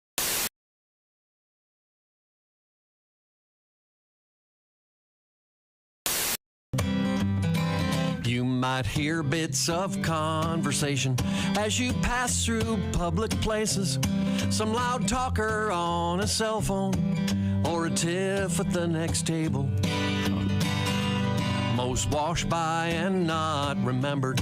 But one evening last December, I passed 2 women talking by the front door of my hotel. I stopped and thanked them by the curb the moment that I heard their words and said it was the finest line of eavesdrop I'd ever overheard. Their words stuck inside my head, so I wrote down the words they said. And with a hotel pen, I wrote then they had to taser her again. 'Cause then they had to taser her. First time wasn't phasing her. Whatever she did it twice. Who was this gal? Why weren't she nice? They zapped her once. She improvised a twitchy breakdance jazzercise. Didn't get the hint, 'cause then they had to taser her again. These swirling words did not relent, speculating about this incident, and it's gonna drive me crazy, wondering what went wrong. Were there warrants unresolved? How much alcohol was involved? And did her stepson remember to return to the trailer the next day to feed her snake? 'Cause then they had to taser her. First time wasn't phasing her. Whatever she did it twice. Who was this gal? Why weren't she nice? Her hair, it spiked. She spilled her bong. They upped the volts. She soiled her thong. Didn't get the hint, 'cause then they had to taser her again. No, she didn't catch the drift, 'cause then they had to taser her again. Haywood Banks. Somebody go back and feed the snake. That's a bad day. Boy, soiling a thong is a bad day. Ooh, not a lot of room. Well, you know what? Not a lot of room to catch anything. Right? Yeah. A song isn't hard to do. Yeah.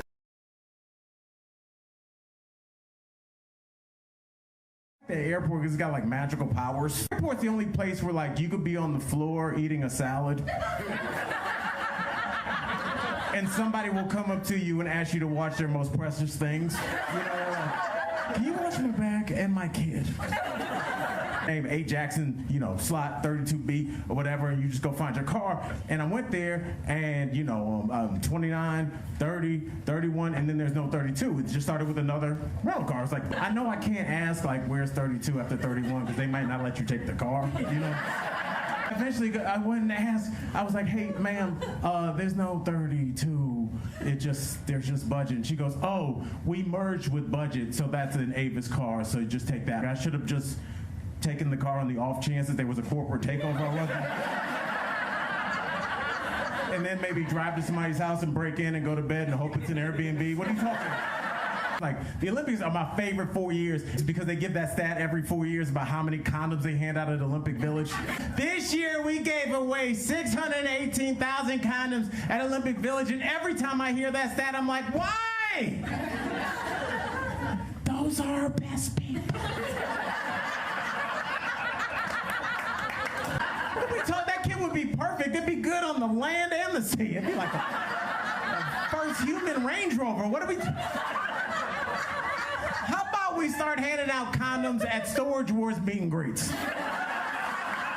I'm a basketball fan, and they said, like, if everything works out perfectly in the next 3 years, LeBron James and his son will be in the NBA at the same time. I was like, no, that's cool. But then I did a little math of my own, and I figured out that in 6.5 years, me and my daughter's student loans are going to overlap. Hi, everybody. Chick McGee here from the Bob and Tom Show. I want to tell you about the NFL season coming up. We got together with the folks at Big Green Egg, and each and every week, you're going to have a chance to win a Mini Max Big Green Egg during the pigskin. And we'd be like, shady side, fool. 15 redheads talking about shady side. We stay inside because we get sunburned. When we go outside, shady side. A thought from Paul Gilmartin. Down the elevator shaft they plunged, hurtling towards their death, their faces drawn by Edvard Munch. They smelled the devil's breath. Your tongue, she said at number 3. Let me see its size. He grinned and licked his forehead. She buckled at the thighs. The impact satisfied them both. Police were left some clues. A smiling woman all alone in a stranger's pair of shoes. This is Jimmy Pardo. You. Welcome back to the Bob and Tom Show. Christy Lee at the news desk. Hey, Chick.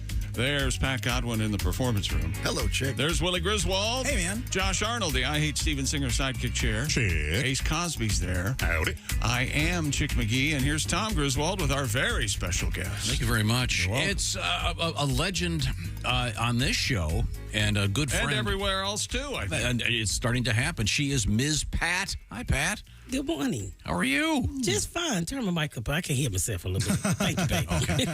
Then my stepson right here. That's Willie G. Yeah, but I'm your stepmama. You don't know it. Only black your daddy ever been with. I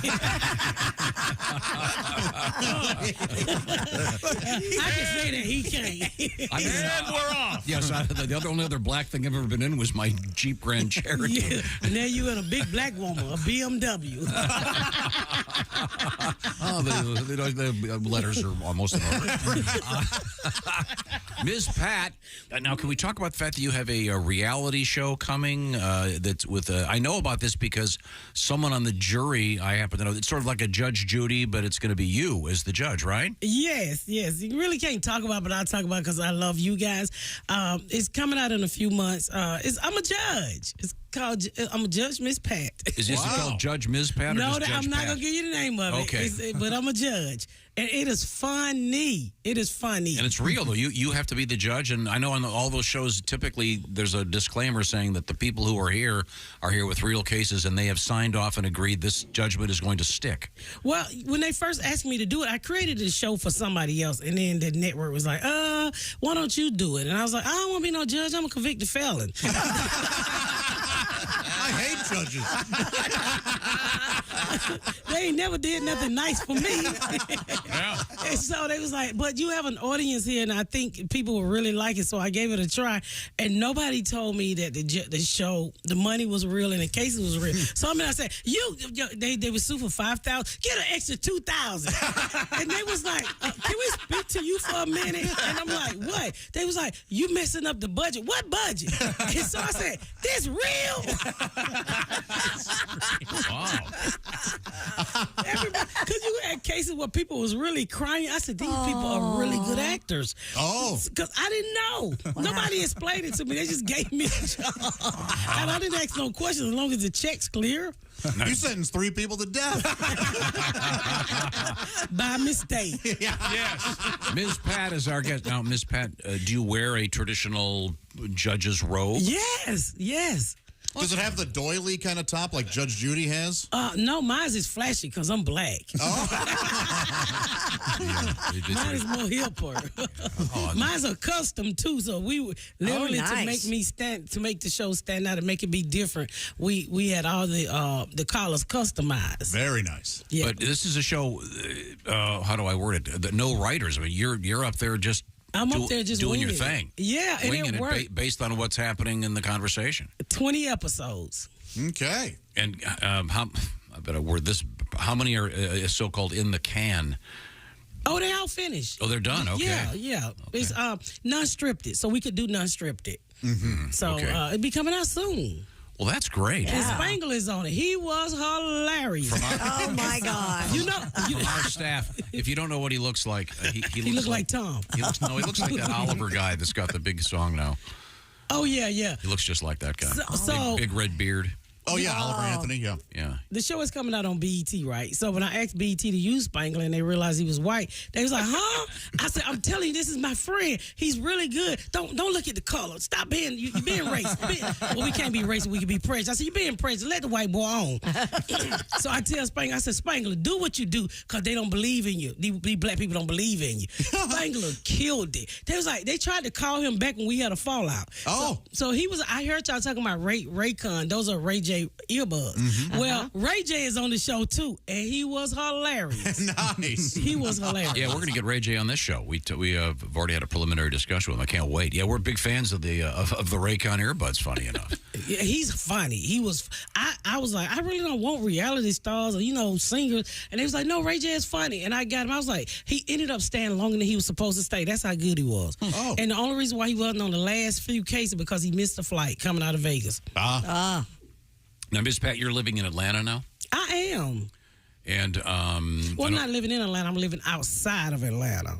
Oh, That's nice. What, Dunwoody? What? Down Peachtree City. Oh. Now, it doesn't. Aren't there like 400 streets named Peachtree in Atlanta? Like there's that's downtown. Boulevard and Peachtree Way, Peachtree City Circle. would be like where all the rich people live here. But it's a nicer. It's like Geist. It's where a nice area. It's where Tyler Perry lives. No, Tyler Perry got his own land. He don't do no community. Yeah. He don't have a homeowner association. He is the association. Are you on a lake? No, I'm not on a lake. I'm on 7 acres that has a nice little creek to run in the back that the county say I can't touch. Oh. Now, does your husband enjoy it? He is. He's retired.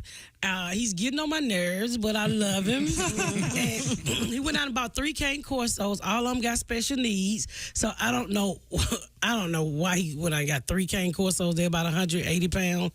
Big dogs. They're dogs. They're big dogs. Big. Big yeah, they dogs. are big. Wow. Yeah. So he's enjoying his life, I guess. Oh, good. Okay. He worked real hard for many years. Yeah, 22 years at General Motors in total, 15 years at Allison here. Wow. Well, that's friends. Our guest is Ms. Pat, and coming soon, the as yet we don't know the name of the Ms. Pat Judge Show. Yeah. Looking for that. I'm certainly looking forward to seeing that. Ms. Pat is also on tour. Many stops coming up that would include. You're going to be the Theater at Ace in Los Angeles, California, coming up Saturday the 16th. This is great. You're going to be all over the place. Baltimore, Minneapolis, Dallas, Washington, D.C., Jacksonville, Florida. Lots of shows for Ms. Pat, a veteran stand-up comedian. And I remember one time, remember the time I brought a cake on stage for you? With your...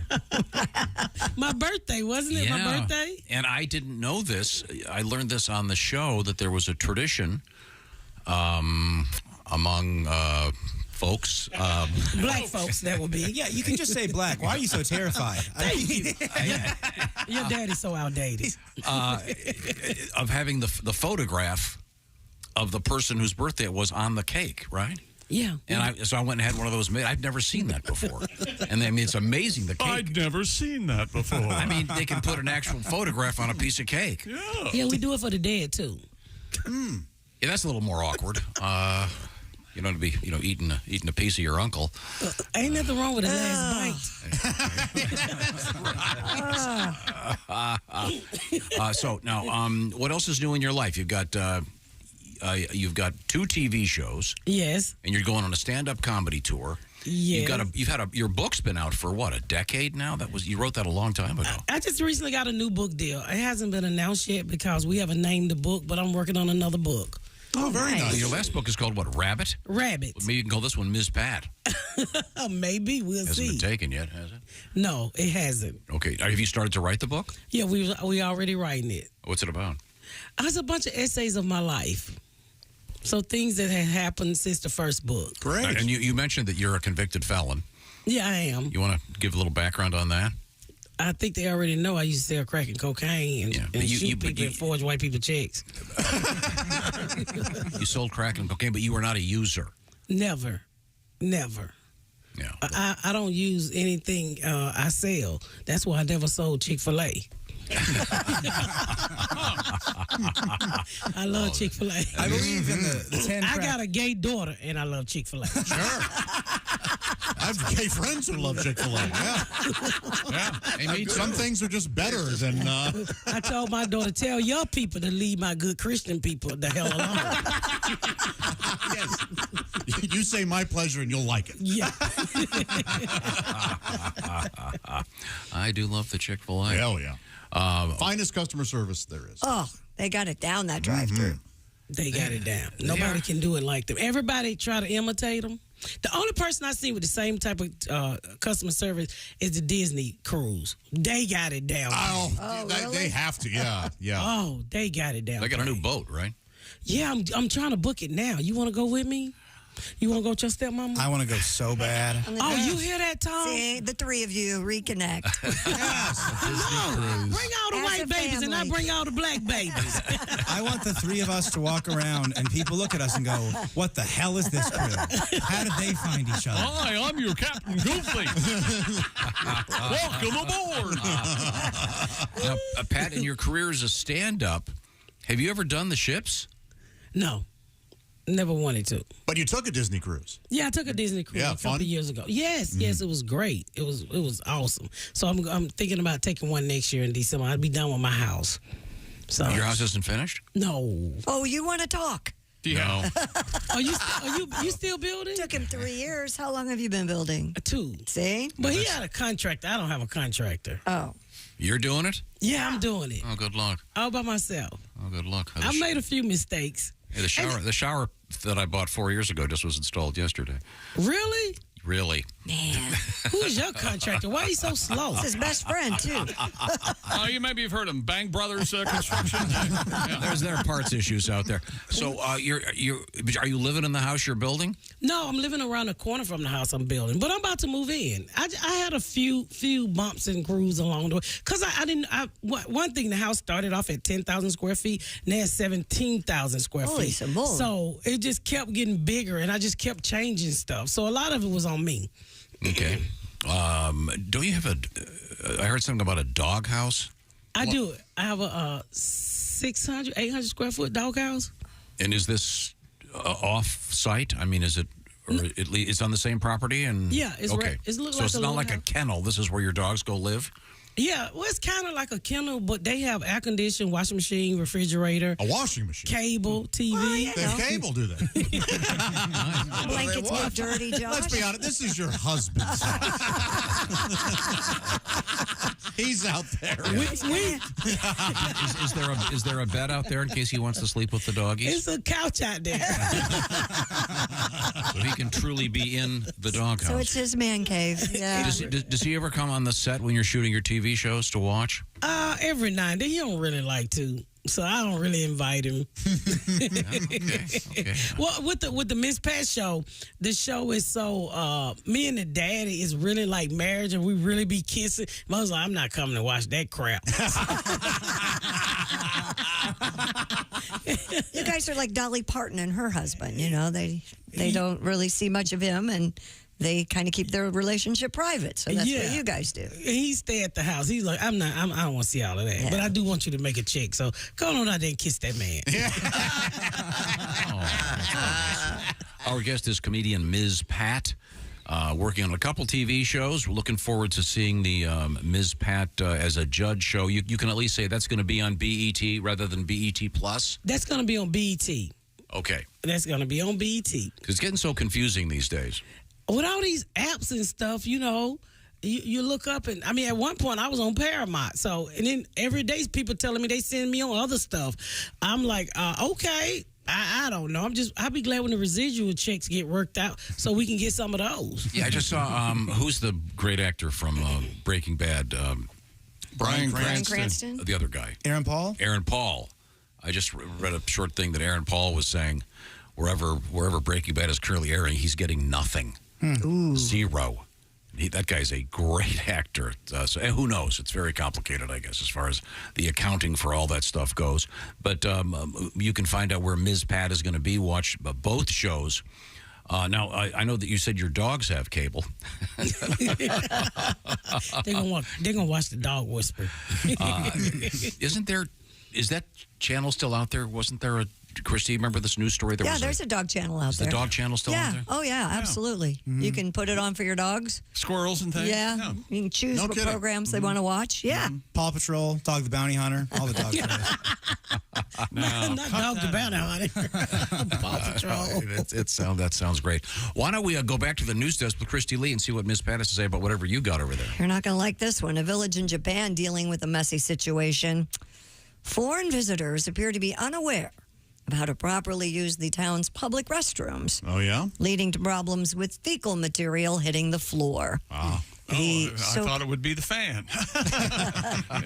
The so-called squat-style toilets require the user to face the wall with their backs to the stall door. Well, no wonder. Squat down and aim so that everything falls directly into the bowl. Now, isn't that the way they are overseas? Am I just an ugly American? This is in Japan. I had to use one of these in Korea. There were a couple places thing, still right? had They that. do it in China, too. Yeah, it's just a hole. Is there a sign saying reverse? Using.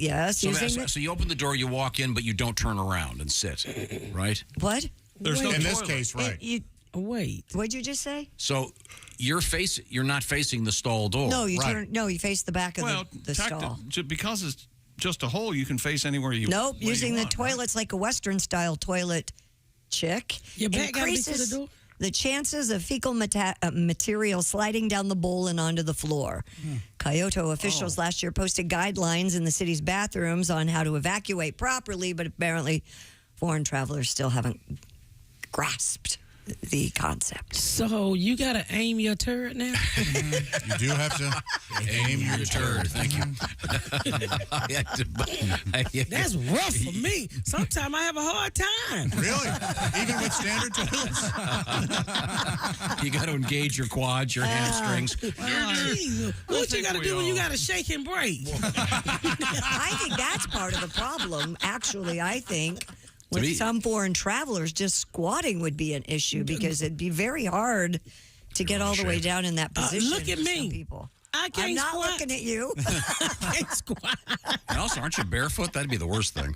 Not barefoot, are you? It's Japan. Take your shoes off everywhere you go. You have to take your pants all the way off to do this?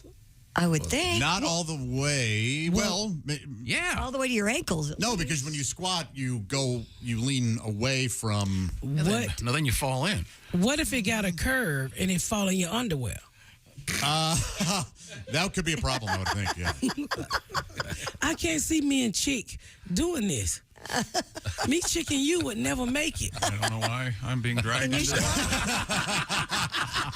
I never had. I've reached a station in my life I used an American toilet. There were things you could hang on. There were bars. Oh, bars you could hold. The one They I saw. probably nasty. Wait a minute. Well, There are handbars that you hold on to? with the one I saw, yes. Yeah. And Wow. And you grabbed them. It's like a trapeze act. No, it made it way. It's easier that way. So you're like leaning back, way back. No, it's like any handicap stall has those bars. Oh, okay. Well, So, give me a we have handicap bars here. stall. So what do they do for the handicap over there? How do they do it? I don't know. That'd be a great question. They pull the chair over it? I'm not sure. Not too. We have any handicap folks from Japan listening? Maybe you can enlighten us as to how you. What was the term? You to aim at your turds? I believe was the operative. So sorry. Hey, Tom, what else is going on over there? Well, I'll tell you what. This part of the Bob and Tom Show is brought to you by BetterHelp. The world is confusing. Certainly, there's whatever 1,000 channels. Stuff's running through your head constantly. Therapy can be a great help, and this is a great way to apply contemporary technology to therapy because BetterHelp connects you to a therapist using the internet. And then, by the way, you'll be filling out a questionnaire. You'll be matched with a licensed therapist. You can switch therapists at any time for no charge. And then what's happening here is the therapy itself is done online. So you can do it like a phone call. You can do it if it's texting back and forth. You could do it with a Zoom, the kind of situation. So this is a really convenient way to help sort yourself out with therapy. So get a break from your thoughts with BetterHelp. Go to BetterHelp.com/BT Show. Add that /BT Show to get 10% off your first month. That's BetterHelp.com/BT Show. BetterHelp, H-E-L-P. BetterHelp.com/BT Show. Get on your way to your best self. And this portion of the Bob and Tom Show is brought to you by BetterHelp. Coming back with Ms. Pat and more. This is the Bob and Tom Show. Got something to say? Send us an email.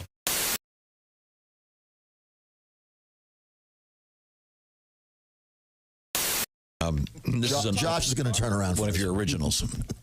Josh, just take your phone and do it this way. I'll turn around. You're going to hurt your neck. I can just see it now. You'll show up like Ted Kennedy at Mary Jo Kopechne's Josh, funeral. you don't have It's to like he's turn at a movie. He's going to have the big neck brace on. Isn't this weird for you? When Yeah, see, now that you say it, now that you've actually turned around, now it's kind of weird, isn't it? Isn't he new since we were here the last time? Yes, yeah. I don't remember him. I'm pretty forgettable. I noticed you wore red so the devil could find you first. I had no idea that's how it worked. Yes, either did I. Okay, what's this tune called? Okay, that seems to The be one working. you asked for. Okay, good. What was that? Yeah, this is a completely original song, and I don't know if you guys have ever heard of Leonard Skinner, but apparently we resemble the guy. So every time we play this, we're like, "Hey, Leonard Skinner," and we're like, "No, we're the Electric Amish." But you guys want to try it? Sure. It goes a little something. Well, Ronnie wore big hats. Okay. He did. I don't know, Ronnie. That reminds me of one of the other times we were here when that little fella with the gun said he was going to sue us because he was wearing a hat on stage long before we were. Sadly, that's a true story. And then he stole a light bulb and left. Oh, boy. Okay. Tell you about that later. Boy, would you look at the time.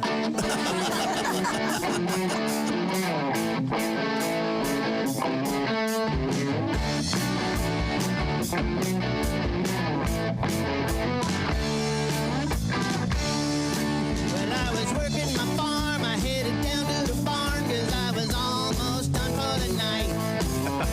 When I drove a man in a customized van, so I knew he was a man tonight. He said, "Hey there, Jack, with your hat colored black. Got a deal for you. I know you can't read, but there's really no need. I tell you what I'm gonna do." I said, "Pardon me a minute."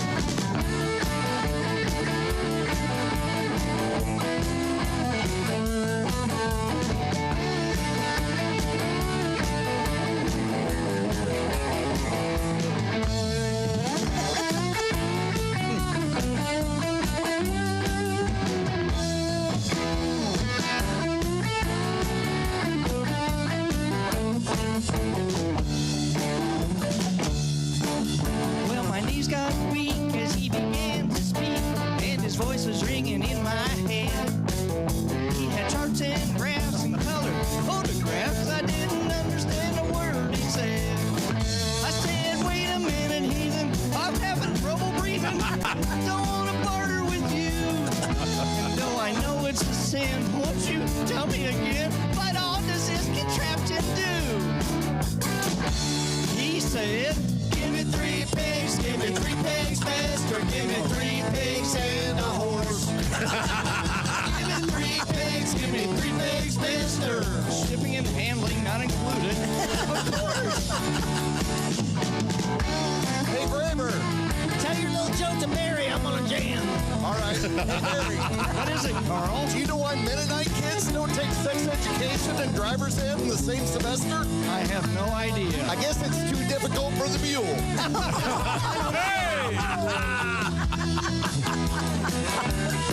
Why don't you sing one for me, Carl? Well, my breath ran away and I began to pray as the man handed me his pen. And though my memory fogs, I know he took my hogs. I never saw them again. Now I sit and cry most every night. But those pigs, they got stolen away. But I'll get even. I'll see that heathen burn come Judgment Day. Now I say, give me 3 pigs, give me 3 pigs, mister. Give my 3 pigs back to me. Give me 3 pigs, give me 3 pigs, mister. Like a piggyback guarantee. Ladies and gentlemen, the Electric Amish. All right. Completely original. Give me 3 pigs. What a classic. That is Oh, yes. quite a show you got there. Hi, everybody. Chick McGee here from the Bob and Tom Show. I want to tell you about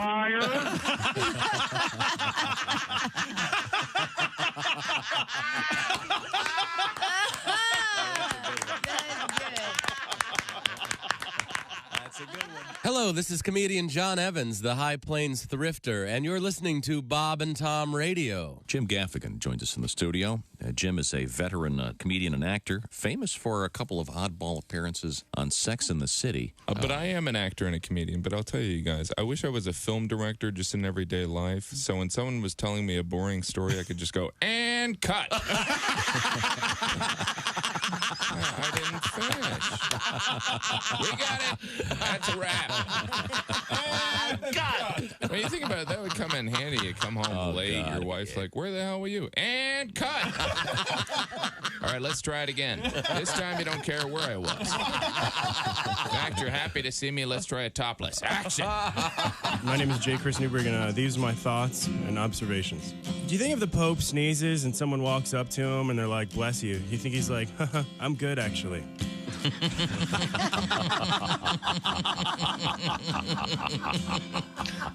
you think it's pretty safe to say that Rosa Parks was undefeated at musical chairs? I was dating this girl and she got all mad at me because I did exactly what she told me to do. I don't know if you guys have ever been in a situation where you do exactly what your lady tells you to do, exactly what she tells you to do, and yet you're a big jerk. Like, for example, she told me she wanted me to treat her like a princess. So I'm like, okay, no problem, I get you, right? So I called a bunch of my friends up, and they came over, and they piled in the back of my car, and we got some cameras, and we chased her around until she crashed into a tunnel.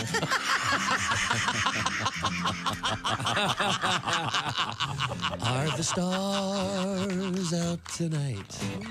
I don't care if it's cloudy or bright, 'cause I'm blind.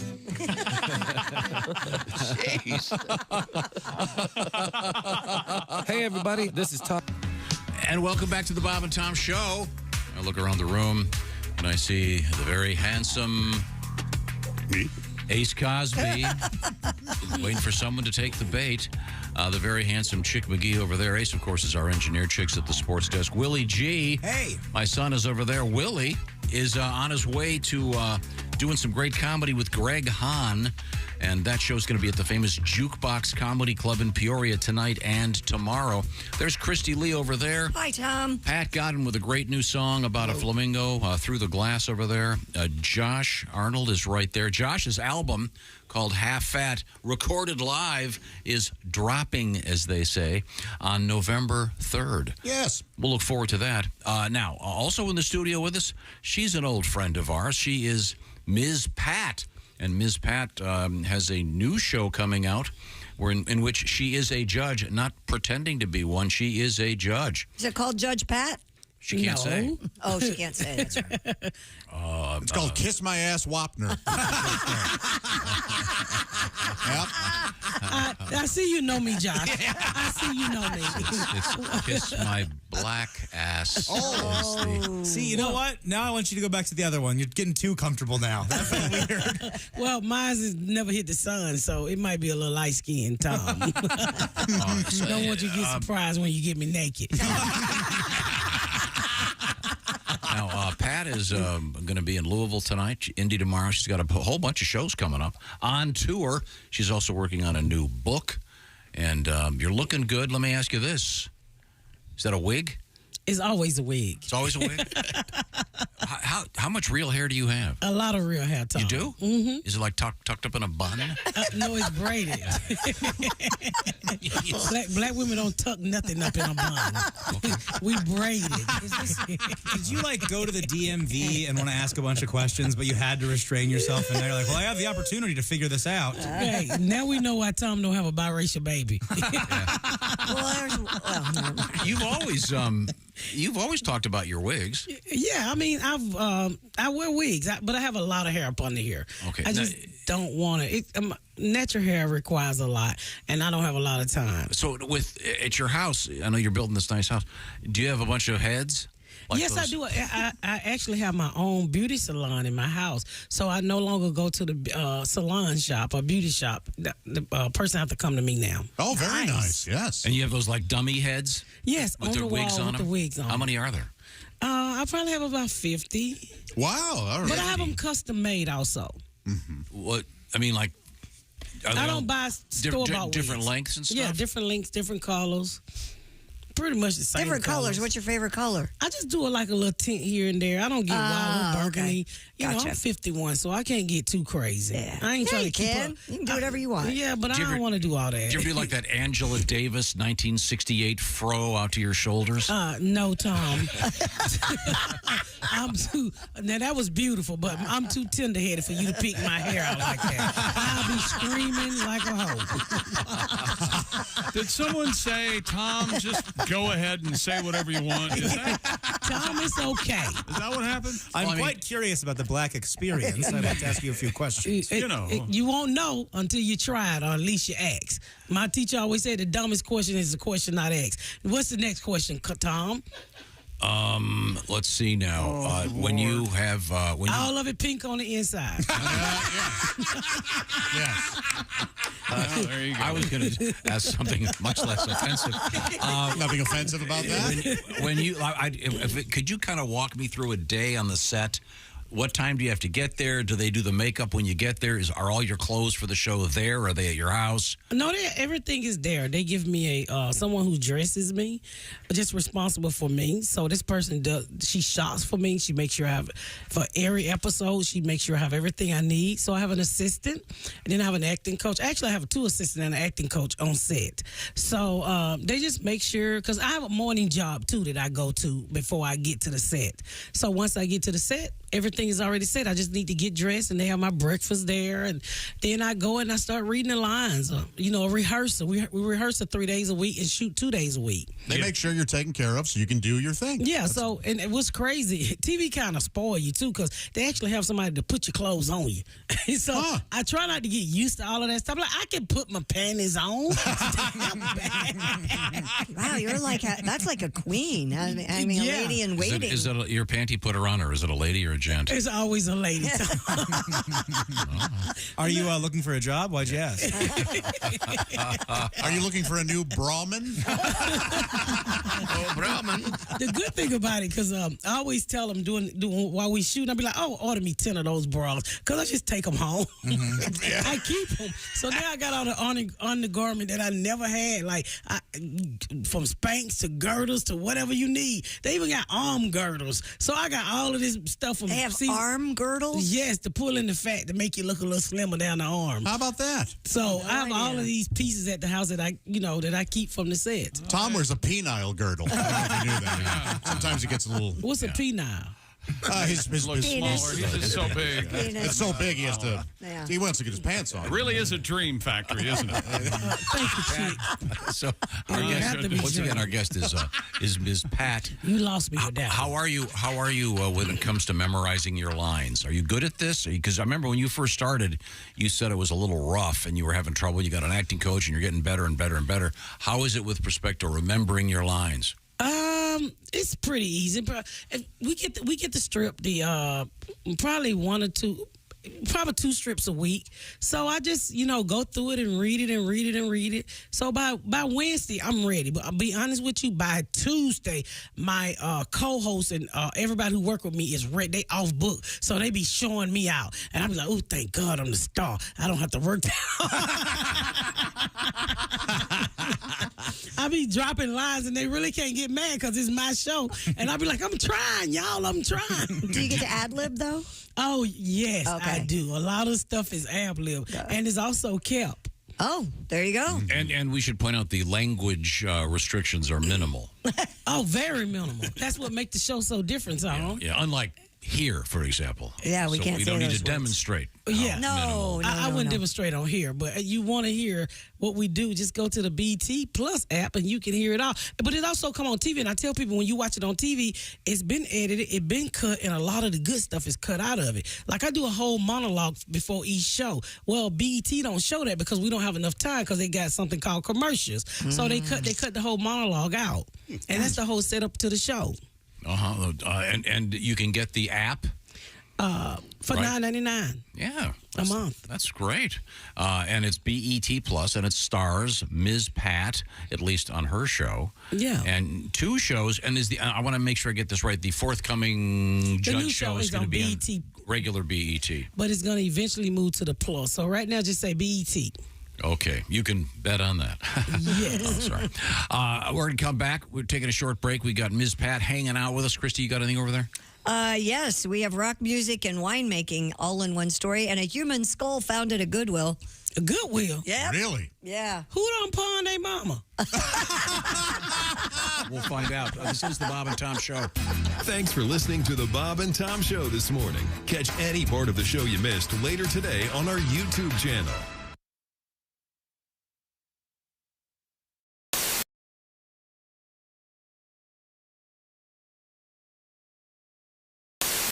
we have time for another song, Java. Right What do you have in mind? Well, I don't know. In honor of Christy Lee, because we love a lady with gusto. Uh-huh. But, sometimes people take love to the extreme. Mm-hmm. So we're going to do a title song for one of our free EPs this year. It's called Pull It Off. Oh. 1, 2, 3.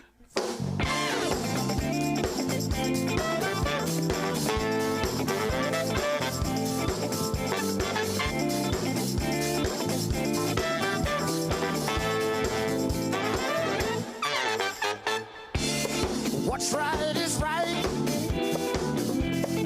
She was shining in the spotlight, achieving a height that no one would dare. She breaks with convention, the mother of invention. This is the night she's taking you there.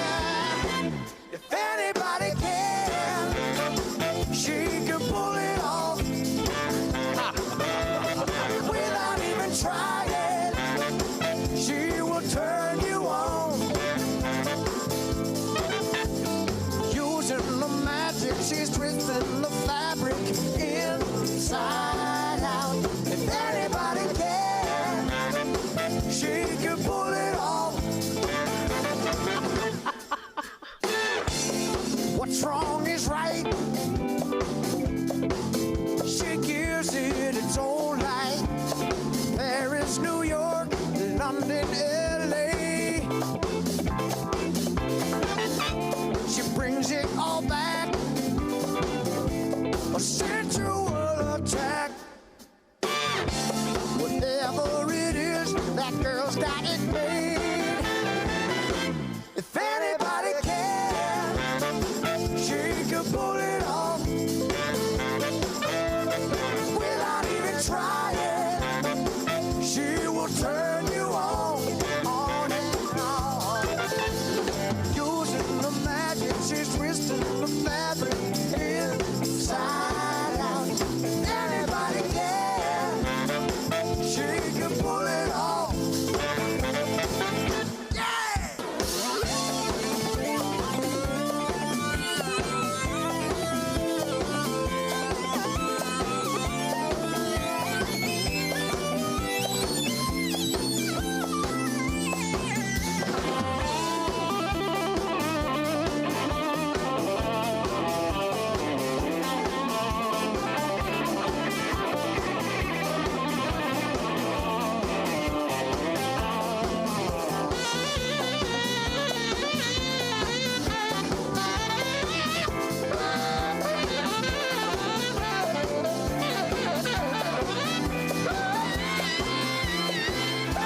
If anybody can, she can pull it off without even trying. She can turn you on and on, yeah. Using the magic, she's twisting the fabric inside out. If anybody can, she can pull it off. If anybody can, she can pull it off, If anybody can, she can pull it off. If anybody can, she can pull it off. Oh, yeah.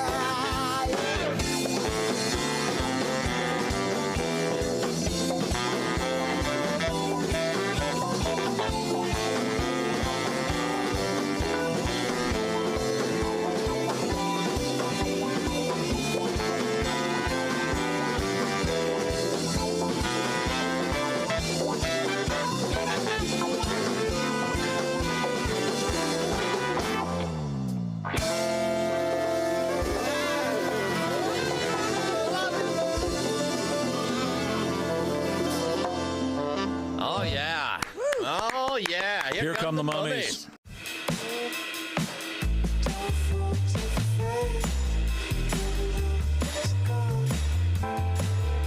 Copy of Real Girls on Video going. Features a group of loser drunk guys going. That's right. You get real girls on video going and loser drunk guys going. And hey, act now and you'll receive at half price real girls on video going. That's real girls on video going. And the bonus tape, real girls on video going. And the drunk loser guys going. But wait, order now and Frigolol Video will throw in real girls on video going. And that's real girls on video going. Real girls on video going. And real girls on video going. And all complete with loser drunk guys going. Order now.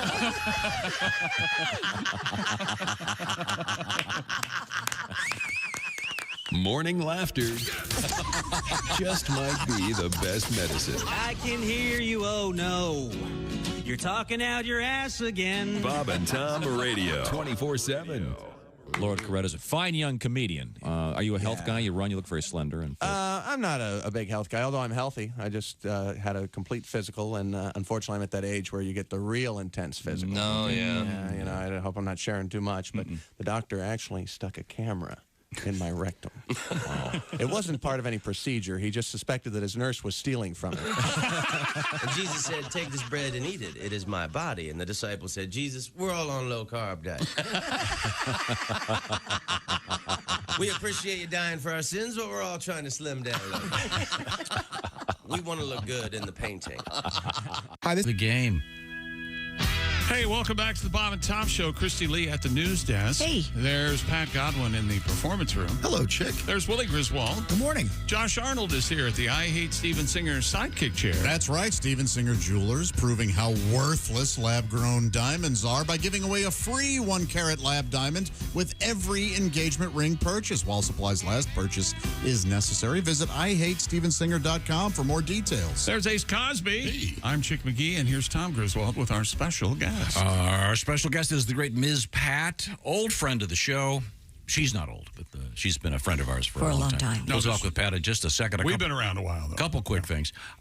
We are announcing a live version of this show on the radio early in the morning coming up Friday, November 17th at the beautiful North Star Mohegan Casino Resort in Bowler, Wisconsin. You can come see us.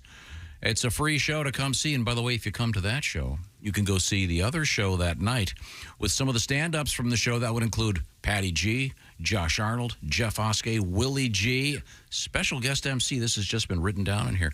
One Chick McGee. That's right. I'll be there to keep order. Make sure everybody's having a good time.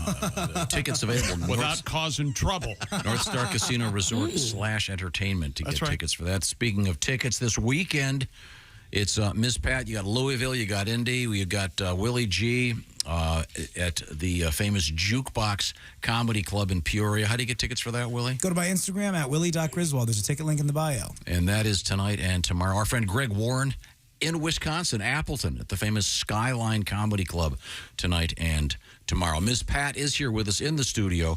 She's got a couple of shows on the TV. And the newer one is going to be this thing where she's a judge. And it's, do they call it reality TV? What's the non-scripted? Non-scripted. Yeah, and I don't know why my allergies is messing up today, but non-scripted. I'm sounding like Chick. I'm sitting here acting like I'm waiting for a bus, and I still get attacked. I don't know what's going on. I want you to pay me some attention. You've been looking down the whole time like I don't exist. What's wrong with you? I'm not sure, Larry. Whatever you're saying is fine. Now, Pat, I know that Pat, you are a professional comedian. Yes, I am. You have been a comedian for more than 20 years. More than 20 years. You've been coming on our show for more than 15 years. Yes, I have. And even though you're a pro, the example I will... Miss Pat. There we go. You wanted attention. Here we go. The example I will give, even Tiger Woods, when his career was at is peak, he would have a coach helping him with his swing. Okay. I know that you have an acting coach, but right now it's time for a little bit of comedy coaching. Who's that sexy man with a deep voice? There we go. Ace Cosby, here he is with his joke of the day. My roommate asked me to put ketchup on our shopping list. Now I can't read it. Literally poured the ketchup on the list. Yeah. I'd like to point out, Miss Pat and I did not have a meeting before Ace had told that joke. She's just as confused as I am. What the hell is going on? Fair enough. Ace, where you get these jokes from? Now, Miss Pat, from inside. Alibaba. Miss Pat, But darling, your show, I know one of the producers is Ron Howard. Company Imagine, yes, with Brian Grazer. Ron is a great director and an interesting guy. He's got a terrific book out there that he wrote with his brother about their young life. And I always get, is it The Boys? Yes, that's it. Okay, and I read it last year. It's just great. But now, have you read Ron's book? I haven't read my own book, Tom. Oh, okay. I don't read long emails. Reading is unnecessary. Just tell me what you want. Fine. Reading is unnecessary, says the woman who's hoping to sell a second book that she's currently, what I can only assume, ghostwriting. Being Don't do what I do what I say. That's it. There you go. There are a number of sort of famous ghostwritten books in which the celebrity has indicated they haven't even read it. Well, some people don't even give the ghostwriter credit. I give mine credit. I ain't write this. I can't spell this good. But I'm a good storyteller. So but I did read the Rabbit, but I don't. And I read strips. You know, I don't want to know anything about that book, so I'm not gonna read it. I mean, I'm busy. Well, sure, you lived that life. If it don't make money, it don't make sense. So I'm not gonna get no money reading about your life. I ain't got time for that crap, Tom. Well, if you see Mr. Ron Howard, tell him how much I enjoyed the book. I read your check balance.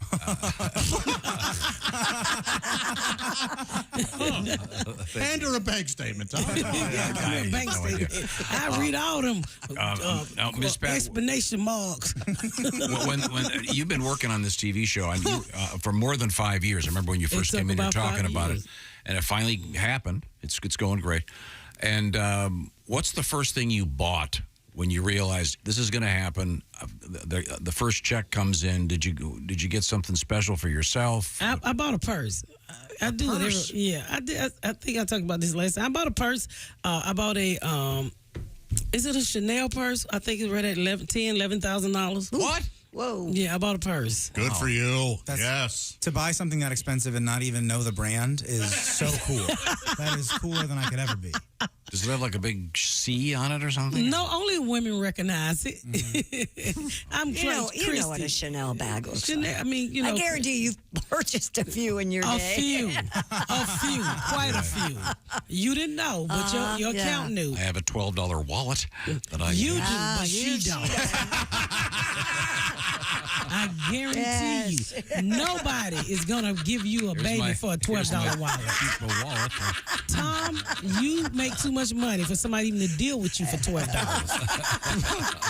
This is a transaction. Now, are you a jewelry lady? Do you like the jewelry? Do you have the earrings? Or, no. You know, my husband, the jewelry. I bought a pair. I shot a. I don't know if y'all know this, but remember the movie Zoe? Remember the show Zoe 101? Mm-hmm. Well, the movie just came out on Paramount. I'm in the movie. Oh, cool. I'm working at a jewelry store. It's Zoe 102 now.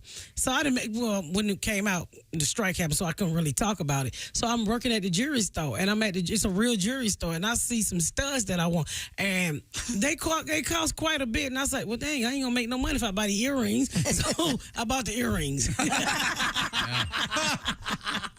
Yeah, there are stories about. I look at that as a push. We have stories about a lot of comedians whose names we can't mention, except maybe the dead ones, that were famous for going into a club for a week, making great money, and somehow leaving with no money. Yeah. Well, I don't do that. I don't do that. If I spend, I have to know that I'm gonna make it back. Mm-hmm. I'm not gonna spend anything I'm not gonna make back.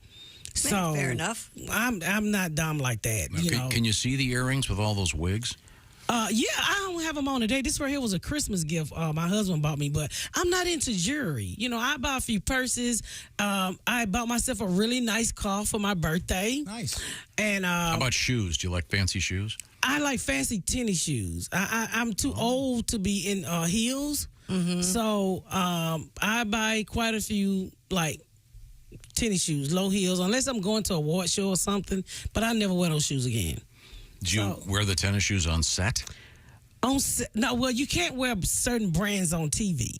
So anything on set, they give it to me. But my own, when I'm performing, tonight I have on some Chanel tennis shoes. So they make tennis shoes? Oh, yeah. Yeah. Do they smell good? No, you've got them on. No, but they cost a good bit. Yeah, you've got them on right now, right? Yes, I do. Yeah. Can you get your foot up there so I can see it? Only if Chick helped me open my legs. Chick, be a gentleman and open her legs. All right. Let's do this, lady. Child, I be done pissed all over myself. You spread my legs. Maybe you don't mind going through a little brush, knowing you're getting to a picnic. All right. You don't want to bust this fountain. Yeah, right. Maybe you get some goggles and we'll go for it. Perhaps when we come back, Christy, what have you got coming up? Oh, my gosh. We have a skull that was found at a Goodwill. We have wine and rock music together. And a Florida guy got a little upset when he was denied cigarettes. We'll talk about that. Okay. Are you a drinker, Pat? All I drink is Amaretto Sour. Every now and then. Sour. I don't really drink, Tom. I don't do anything but eat. I don't. And you, when you used to be engaged in the area of commerce in the drug world, you did not partake. What is commerce? Selling drugs. Well, just say selling. Where commerce coming from? I got GED. Okay. Yeah. No, I didn't do anything, Tom. I didn't drink or smoke. That's not me. Okay, good to know. Clean liver. Speaking of clean liver. I don't know about clean. I might have some grease on it. That's where the flavor is. Speaking of clean, HelloFresh is all about great freshness in their food, and they got a whole new thing going because they know that you are on the clock. You've got a lot to do. How about some of these great quick and easy recipes from HelloFresh? It's not just the recipe. They do the shopping. They provide the fresh ingredients.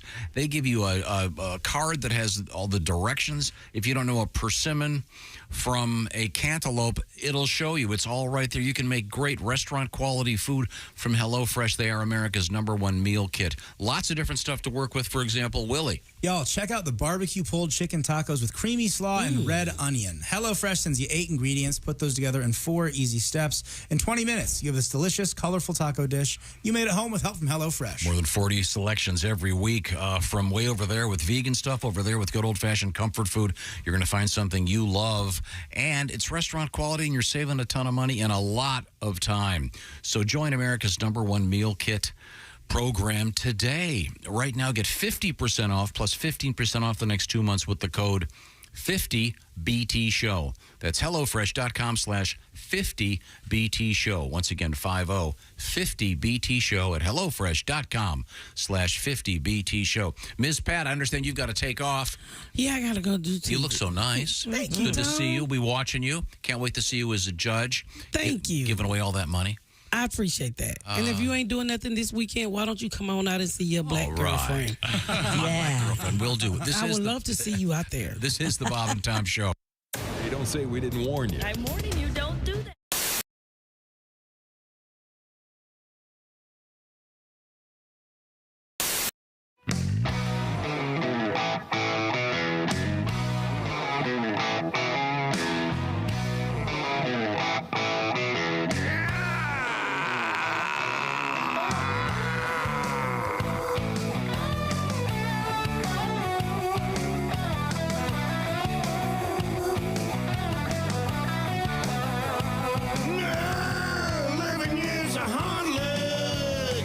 Working for Randy from Illinois, yeah, all the way to security. My work was on point every day, but still the same old song. Along came my evaluation saying everything I did was wrong. Now I drive a compact. I should have learned a trade. I ain't got no money. I'm working for minimum wage.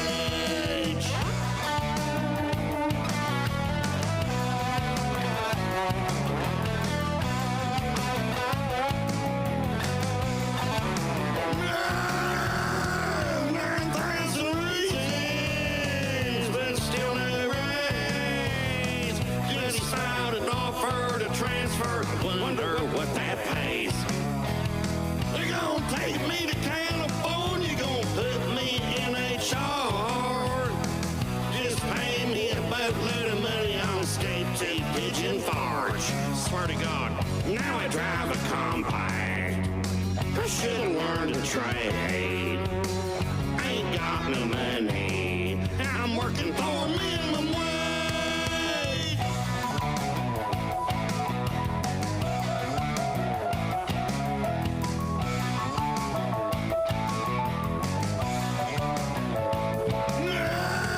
Big bastards took my money, so I turned sort of mean.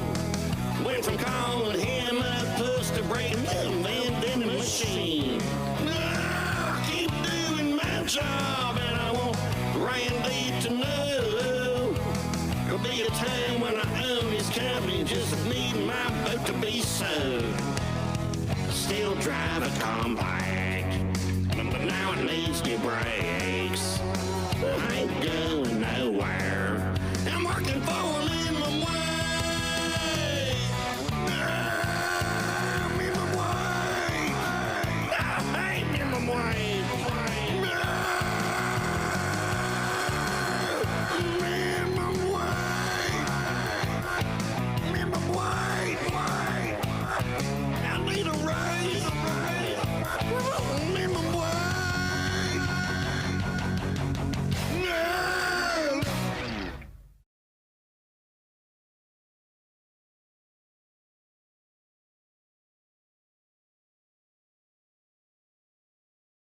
Hi, this is comedian Tim Cavanaugh, and you're listening to Bob and Tom Radio. And now, from the Amish Brewing Company, Buttermilk Ice Light. Ringer! Nice toss, Graber. Thank you, my friends. Women of the Old Testament. Okay. Ruth or Mary Magdalene? Ruth. Okay, how about this? Ruth or Eve? Eve. Buttermilk Ice Light from the Amish Brewing Company. The hand-churned buttermilk is frozen, the curds removed, put in the back of a buggy and driven around town until thawed, then returned to the farm and slowly filtered through a hand-sewn patchwork quilt, then refrozen to create the unique taste of Buttermilk Ice Light. Okay, plain black floor-length dress or red lacy see-through teddy? Plain black floor-length dress. When you say buttermilk, you've said it all. 99 glasses of buttermilk on the wall. Hold it, Fritz. Fritz, move over. Let me drive the buggy. It's okay, Graber. I took his reins away when he wasn't looking. You're a good friend, Yoder. The Amish Brewing Company would like to remind you, if thou hast had too much to drink, thou shalt not drive. Amish Brewing Company, Napanee, Indiana. Bob and Tom 24/7. Comedian Nathan Trenholm in the studio with us. Now, Nathan, where are you living now? I'm living in Los Angeles now, and I live with a guy and a girl. And actually, the last time I was in town, I had some cookies, and I offered some of the cookies to my roommates, and the girl just got all mad at me. She's like, "Nathan, I'm an actress. Actresses can't have carbohydrates."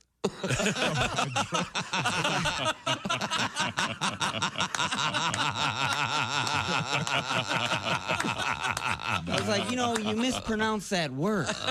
It's pronounced waitress. You're a waitress. You know you're too high when you're eating cereal naked and your girlfriend tells you to put some clothes on. You realize it's not your girlfriend. It's just a woman on a bus. That's how you know you're too high. Bob and Tom. If you irradiate poop, it will be sterile, but it's still poop. You can pick your morning radio show. Welcome back to the Bob and Tom Show. Christy Lee at the news desk. Hi. There's Pat Godwin in the performance room. Hey, chick. Willie Griswold's here. Hey. Josh Arnold's over there. How are you? There's Ace Cosby. Hey. I'm Chick McGee, and here's Tom Griswold. Ms. Pat, Louisville tonight, by the way. Also, Willie G on the road this weekend with Greg Hahn, the Jukebox, Peoria, Illinois. Where do they get tickets? Go to my Instagram at willie.griswold. There's a ticket link in the bio, y'all. And I'll also mention this, the LaSalle Barbecue and Blues Festival. Tonight it'll be Duke Tomato and the Power Trio. Cool. Some great blues and barbecue with Duke. Right now we turn back to the news desk with Christy Lee. Yeah, employees at a Goodwill in the Phoenix suburb of Goodyear found a human skull in one of their donation boxes. They called police. Officers took possession of the skull. It still had its upper front teeth and a false eye in the left socket. I don't know what's going on here. The skull was taken to a medical examiner's office where authorities confirmed it was real. Wow. Preliminary findings indicate, though, the skull has no forensic significance and apparently was not linked to any crime. Wow. How do you get a hold of that? That's just creepy. Maybe somebody worked in a medical lab. Remember the wonder what that would have sold for, $1.99? haunted house that they found an actual real, they thought it was a fake skeleton, but That's it was right. a real skeleton. Remember that? And it was there for years. It had been some corpse from the Old West. Yeah. Remember that, Tom? Isn't there a tradition? Don't they use a real skull and some Shakespeare production? Hamlet, there were... And it's something. Or something. Did that actually happen? I don't know. I'd heard tell of that, but... Okay. I think that might be a Alas, urban legend. There's a great Tales from the Crypt episode that deals with that kind of thing, where Lovitz is John Lovitz plays an actor who's auditioning for Hamlet, and it turns out it's for that role. Oh, he's the skull? Hey, you want to do Shakespeare or not? No small parts. Winemaker and Tool frontman Maynard James Keenan says playing rock music to his grapes has no effect on the taste of his wines. Keenan, who also fronts Pussifer as well as A Perfect Circle, told the Wait a minute. I think it's Pussifer. Pussifer, yeah. Yeah. Pussifer. That's the name of the band? Pussifer. Tool wasn't enough? No. You had to go with Pussifer? A little Tool? Of course. A little bit of a... Pass. I told him, why so angry? Happy, James. Happy, maybe. Bouncy C, huh? Cover of James Taylor's. But no. He said that he and his team at Merkin Vineyards have been playing various This guy, there's no limit to this guy's comedy, is types there? of music. Tool, Pussifer, Merkin. Yes, playing the very- human body's just a big joke to you, isn't it? Do you know what a merkin is, Ace? Yeah, it's fake stuff. Fake stuff. Fake It's, pubic hair. Fake pubic hair. It's a pubic hair wig. He's been playing various types of music to the grapes, including the playlists with the wine's tasting notes. Oh, then including the playlist and then the wine's tasting notes. So they play the music, then they taste the wine and see what's happening. Certain grapes grew up listening to Led Zeppelin, AC/DC, Pink Floyd. Keenan recently asked if he found any difference depending on what kind of music was played to the grapes, and he said 100% no. Good, because we always Just a get great those stories story, yeah. where these so-called scientists or whatever, if you play this, Right. when They you grow better. Yeah. Mm-hmm. That's why I say hello to my plants every morning. So why is this a story again? Because it's fun. What are you looking at me for? Because you're a Tool fan. A fan, yeah, that's right. That's right. You're a tool head. I'm deep in the toolbox, baby. Why this should be? Yes, it does. And as a matter of fact, if you play our music while you're drinking that wine, it tastes 10% better. Why can't he do that? Yeah, Then it would be kind of a story. You know, there's a rumor that Maynard James What do you Keenan got? What? can service himself. What? He's one of those. Maynard James Keenan. Yeah, he's that limber. Well, you know what? I take everything back. We're lucky he left the house to do anything. He's the great grandson of John Maynard Keynes, the basis of economics. And then, of course, a lot of artists have their own Wine or alcohol of some sort. Is there tequila, vodka? Please tell me there's a hip hop artist that has the grapes of rap. Oh, no, Snoop's got. Isn't it Snoop the one that has great wine? He's got wine, yeah. He's a Venn diagram of hip-hop artists who've read Steinbeck. That's a narrow middle there. Can you just imagine how annoying that would be? It's very Hamilton adjacent. Hey, I like hip-hop and I like books. Get out of here. You don't like the grapes of rap? I'm just saying, it's a tough sell, is it? It's not literature. It's, hey, it's the great Rapsby. No one's doing that. It doesn't happen. I like that, too. I'm sorry. That's not surprising. The What? great Rapsby. That'd be funny. The rap version of Fitzgerald. It's to be a gag. You know that. From the police blotter in Clearwater, Florida. Here we go. A man was arrested early yesterday after allegedly pelting Walgreens employees with Snickers bars during a 1:20 a.m. confrontation. I love Snickers bars. The workers were not injured in the candy barrage. Throw some over here. Police report Mr. Idel Noyacaseda, 23, tangled with workers after unsuccessfully trying to buy cigarettes at the Walgreens store in Clearwater. What, did he not have the money? I mean, I wonder why they wouldn't give it to him. How does that work? I don't understand. I'm guessing maybe low on cash. Maybe. Should have taken a payday. I ain't selling this dick anything. How about that? No? I hope he's really satisfied with his lawyer. Snickers. Yeah.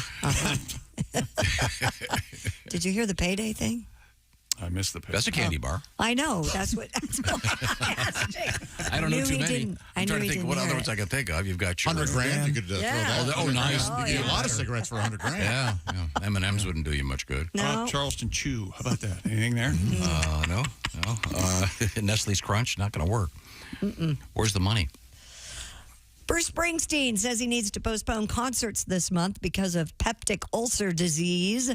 For those of you who don't know what that is, that's open sores that develop on the inside lining of your stomach. You got the pud, huh? Yeah, it's usually caused by long-term use of anti-inflammatory drugs, by the way, or pain relievers. So if you have, if you take a lot of Advil, so to speak, exactly. The condition can be treated with over-the-counter medications, and according to doctors, you usually heal within 4 to 6 weeks. So the boss hopes to be back on the road again. Speaking of humor, where are you with substituting the word inflammation for information? Do you like that? I'm a fan of this conceit. Yes, that's exactly right. For example? I'd like some more inflammation on that situation. Pretty funny, huh? That's good stuff. Yeah, that's I'm not really clear on them. I need more inflammation. Very good. Yeah. And then lean forward. At the Absolutely, end. You got to. Willie, your thoughts? I like it. I like Beyonce. Come on, ladies, we can get inflammation. I think there's a lot more we can do with this. That's right. Freddie Mercury's prized piano he used to compose Bohemian Rhapsody and other hits by Queen sold for more than $2 million. I thought it was an organ. As some of the late singer's massive collection of flamboyant stage costumes, fine art, and original lyrics were auctioned. Chick, I see where you're confused. In a sale that broke records. Freddie Mercury was great on piano. Oh, okay. But he, of course, sucked on organ. See, that's the joke you were going for. He was a gay man. Snake. You need more I need more information on that. Yeah. Freddie Mercury was gay? What are you talking about? The snake bangle that he wore in the video for Bohemian Rhapsody set a record for the highest price ever paid for a piece of jewelry owned by a rock star. It sold for $881,000, beating out an item owned by whom? Does anybody know? Ursay? No, by what rock star? There was a piece of jewelry owned by a rock star that sold at auction. I was going to say Prince. No, that's a good guess. John Lennon. Oh, okay. It was a leather and bead talisman owned by John Lennon. That sold for $368,000. $368,000. Oh, is that right? Very helpful. I was just going to say it. I knew you had your finger on the pulse of rockstar Just owners. going to say it. Oh, what else do we have in the news today? We kind of ran out, so I'm struggling. Authorities say a Vermont armed robbery suspect who eluded capture in the past week, follow me, in a vehicle, on a stolen bike, on foot, in a stolen sailboat, has now been arrested after he was spotted in a kayak on the river. Was he a triathlete? A stolen? Who makes an escape in a sailboat? This guy, 52-year-old man, was wanted on accusations of robbery of a store in Burlington way back on August 24th, impending and assaulting 2 police officers and the theft of a sailboat and vehicles. Vermont State Police say they received a tip Thursday that he was spotted in a kayak on a river in Georgia, about 21 miles away from Burlington, Georgia, Vermont. Not Georgia, yeah. Georgia. They said he landed the kayak, ran away, jumped into the river, swam to the southern shore, where he was finally arrested by troopers and game wardens. He's expected to be arraigned later today. This is so lame. They give it to him. Be a real criminal. This is like Grand Theft Auto Cape Cod, all right? Steal a car, steal a plane, get involved.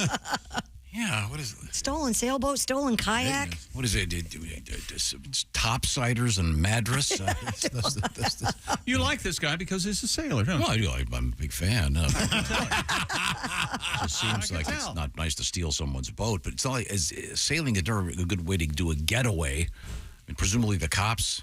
Well, if it's a windy day, it'd be great. Well, I mean, the cops probably have a proper police boat and catch up to them pretty easily unless there's a hurricane. Chick, every time you see a sailboat, don't you think, what a pain in the ass?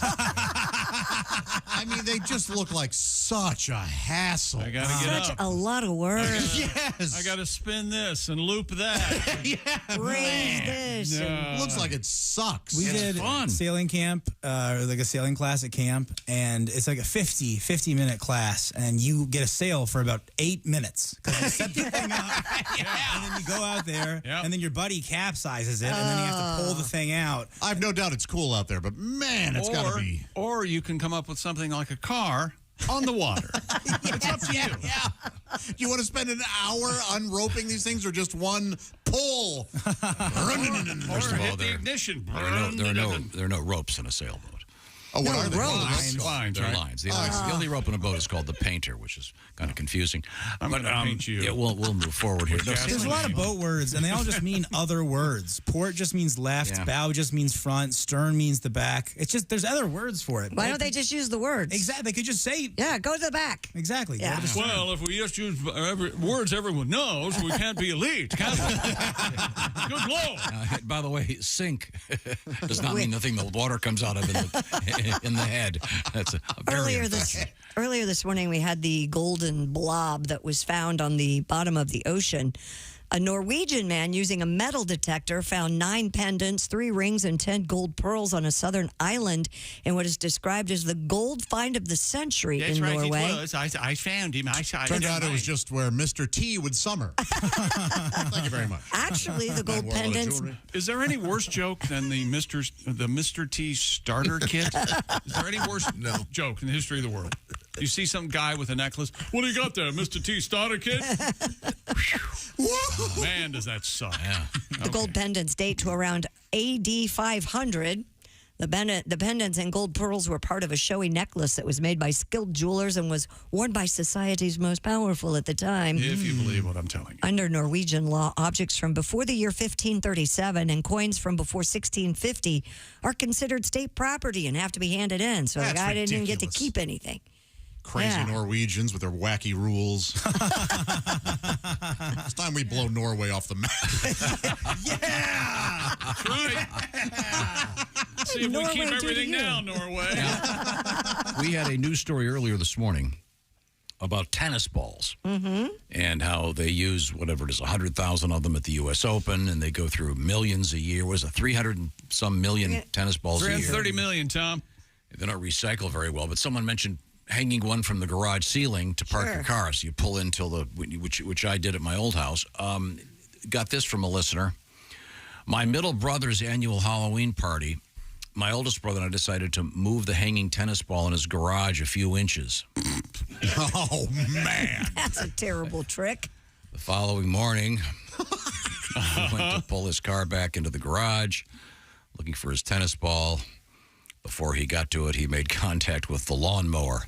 Ooh. That's not nice. So don't move the tennis ball. How do you think you're helping reading that? Do you think people are going to hear that and go, hey, I'm going to do that to fill in the blank and move the tennis ball? Yeah, no, don't do that. Oh, okay. Well, that'll stop it. Thanks. And they do make an inexpensive laser thing you can get now. Have you seen this? No. That Yeah. tells you when to stop? Yeah. That's cool. Yeah. I just line it up with something on the side shelf. I just know when I get to the bike helmet, stop. My car tells me I should stop. It beeps at me. Well, it does that too. Oh, of course, I've hit things in it as it's beeping. Beep crunch. Okay. It tries. Go ahead. I have a coaxial cable hanging down. Coax cable? What? Is it arcing? No, just from an old VCR. There's just a cord hanging down in your garage? So when your window or your windshield hits it? Yeah. You know to stop. All right. I'm just happy you can get in your garage. Congratulations. Oh, why? Is he a hoarder? Is he a hoarder? Researchers have managed to recreate the aroma of ancient Egyptian mummification balm. Thank goodness. Who wanted this? Here's the thing. I really love things that stink. You have to think, though, when they open those old sarcophaguses, they have to smell so bad. Wasn't that the whole point? They didn't? Some of them do. If they aren't mummified right. I just watched a documentary on this. Yeah. The first when you put your hand in a mess of goo, they first analyzed used to be a mummy. The mummification substances used to embalm an important Egyptian woman more than 3,500 years ago. Yes, I'm an important Egyptian woman. Of course I am. Using advanced techniques including gas chromatography, mass spectrometry, researchers were able to reconstruct the substances that helped to preserve and scent the woman for the afterlife. Christy, does it say what the ingredients were in it? Thank you for asking, Josh. It does. Oh. It's a blend of beeswax, plant oil, fats, bitium, not sure what that is. That's old lady stuff. That's right. It's found on many old ladies. I don't know what you had, but I was real happy with what I found. Yes, very good. Larch tree resin, a balsamic substance, and a damar or pistachia tree resin. Coined the scent of the eternity. You're going pistachia tree? You're going to say pistachia? Yeah. It's called pistachia. Like they grow in Missouri? They don't say pistachio, they it's say spelled pistachio. Pistacia. And a hint of decomposing flesh. Yeah, of course. It's new mummy from Dear Calvin Tom. Klein. Dear Tom, this is from Tom. Morning, fellas. And Christy, you mentioned a gentleman who could service himself, in quotes. Yeah. The guy from Tool, right? Yes, allegedly. The term for that in prison lingo is skeezix. Skeezix. And he says the things you learn when you were a cop for 25 years. How about that? Happily retired now. Ooh. That's from Tom. You guys make my mornings. Isn't Skeezix a nickname from the Bowery Boys? Never heard I don't know about that.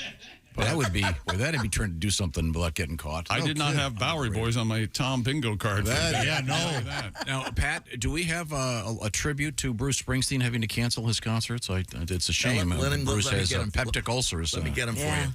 Hey, everybody. Hey, Bruce. I'm a little rough here. I'm from London, Ohio. I drove a Gremlin. Go ahead. All right, you're taking the wind out of my sails. I couldn't help myself. I know. Here's my response here. Okay. I've had to cancel my September shows because of an ulcer, man, that blows. Oh, no. Oh, no. Should I retire? Ooh, my throat's on fire! Thank you, boss. We need a girl, a car, a job, you hate town. Thank you very much. Now, Chick McGee, what are you going to do today? Today I'm just going to start getting ready for the weekend and lock everything up and hunker down in my compound because I have Simply Safe, the design-it-yourself, do-it-yourself home security system. And did you know Simply Safe Home Security has the revolutionary home monitoring innovation? It's called 24/7 Lifeguard Protection, designed to help stop crime in real time. Now, if an intruder breaks into your home, Simply Safe professional monitoring agents can actually see, speak to, and deter through Simply Safe's new Smart Alarm wireless indoor camera, stopping them in their tracks. 24/7 Lifeguard Protection made possible by the new Smart Alarm wireless indoor camera available with Fast Protect monitoring plan. The only indoor security camera that can trigger the alarm and instantly deter intruders with a built-in siren. You can install it your way, of course, do it yourself in about 30 minutes, or there is an option. You can have Simply Safe experts set it up for you. Either way, it's so much easier to protect your home. And for a limited time, get 20% off your new system when you sign up for Fast Protect monitoring. Visit simplysafetom.com today. That's simplysafetom.com. And remember, there's no safe like Simply Safe. Thank you, Chick McGee. Coming up, news about where we're going to be doing a very special show and our history lesson. This is the Bob and Tom Show. Hey, thanks for listening to the Bob.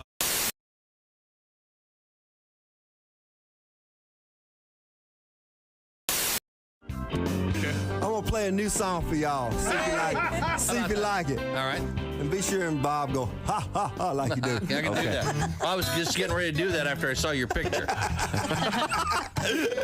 That looks pretty accurate.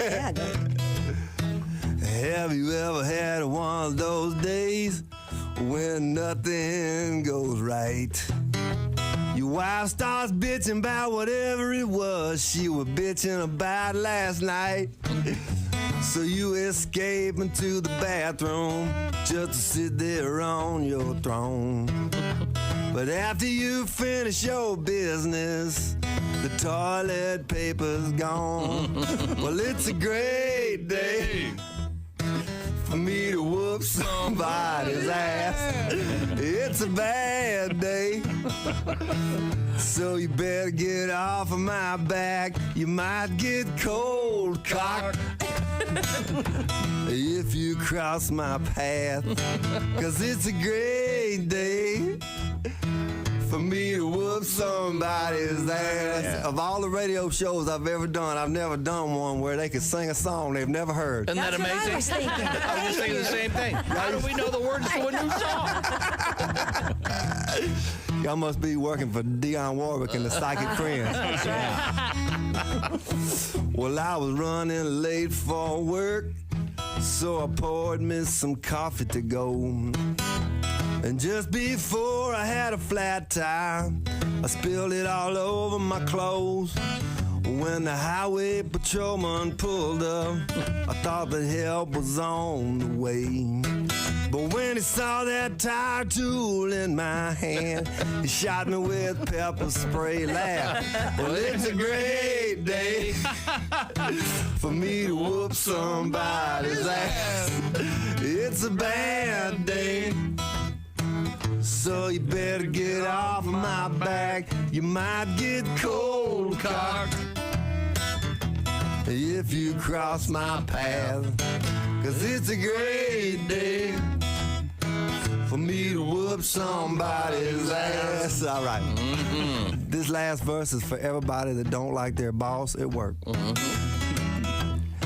When I finally made it to work, I was 15 minutes late. I told my boss about the flat tire, but he fired me anyway.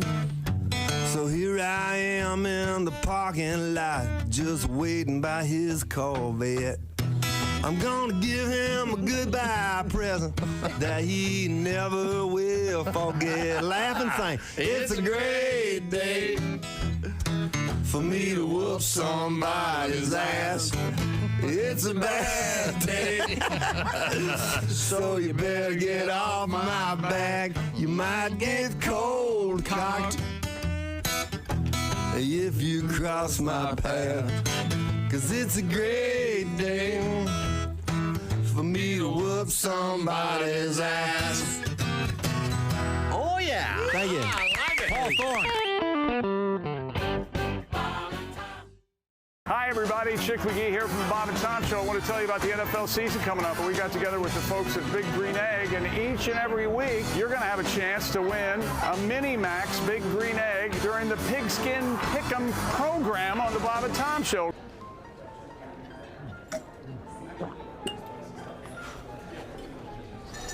You took my breath away from the moment I first saw you. Will you marry me, Dolly?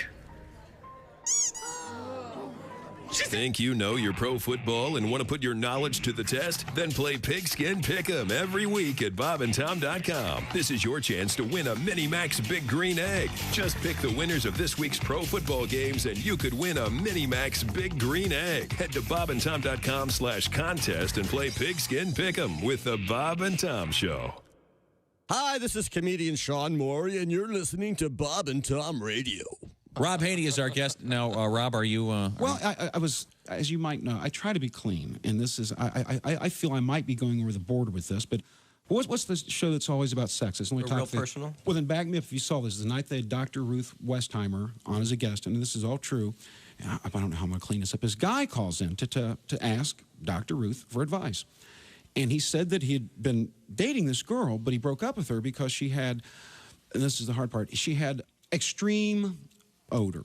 Mm-hmm. All right. That's what the man said. I'm sorry, but that's what. And anyways, he said that since they had broken up, they had remained close friends, and she had dated 2 other guys, and those relationships broke off kind of suddenly, he thought maybe it was the same reason. Should I tell her? And as God is my witness, this was Dr. Ruth's advice. She said, send the girl some flowers. And on one side of the card, write a little poem, something positive, something upbeat. Which, to me, that's terrible advice. I mean, I can't imagine, can you imagine that poor guy trying to write that poem? No. Roses are red, violets are blue. You're real sweet, but you're woo. I've went over the line, haven't I? So that's not me. That's offensive, isn't it, Paul? You're a classy guy, and that is offensive stuff. Are we back on the air? We are now. I apologize. Did that have to be clipped? I apologize. Yes. I apologize to you ladies. That's right.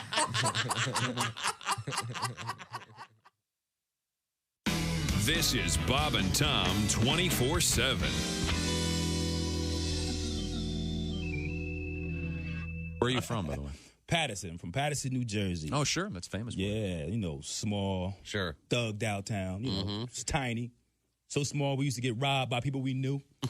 That's small. People like, stick them up. I'm like, Andre? I'm going to tell your mother, man. By the way, how is Aunt Carol? How's she doing? I'll come over for dinner. My most recent marriage was a disaster. It made the wreck of the Edmunds Fitzgerald look like a fender bender. Oh, wow. Sorry to hear that. Hello. And you remember Lord's famous line about gun control, more or less. Yes. The relationship taught me a lot. It taught me they won't sell you a handgun if you're crying. Hey, it's comedian Roy with Duke and the boys. Hey, welcome back to the Bob and Tom Show. Christy Lee at the news desk. Hi. There's Pat Godwin in the performance room. Hey, chick. Hi. There's Willie Griswold. Yo. Josh Arnold's here. That's right. He's over there at the I Hate Steven Singer sidekick chair. Ace Cosby's there. Hey. I'm Chick McGee, and here's Tom Griswold. Hello, Tom. A couple quick things here. Willie G tonight with Greg Hahn tonight and tomorrow, Peoria at the Jukebox. Tickets available where, Willie?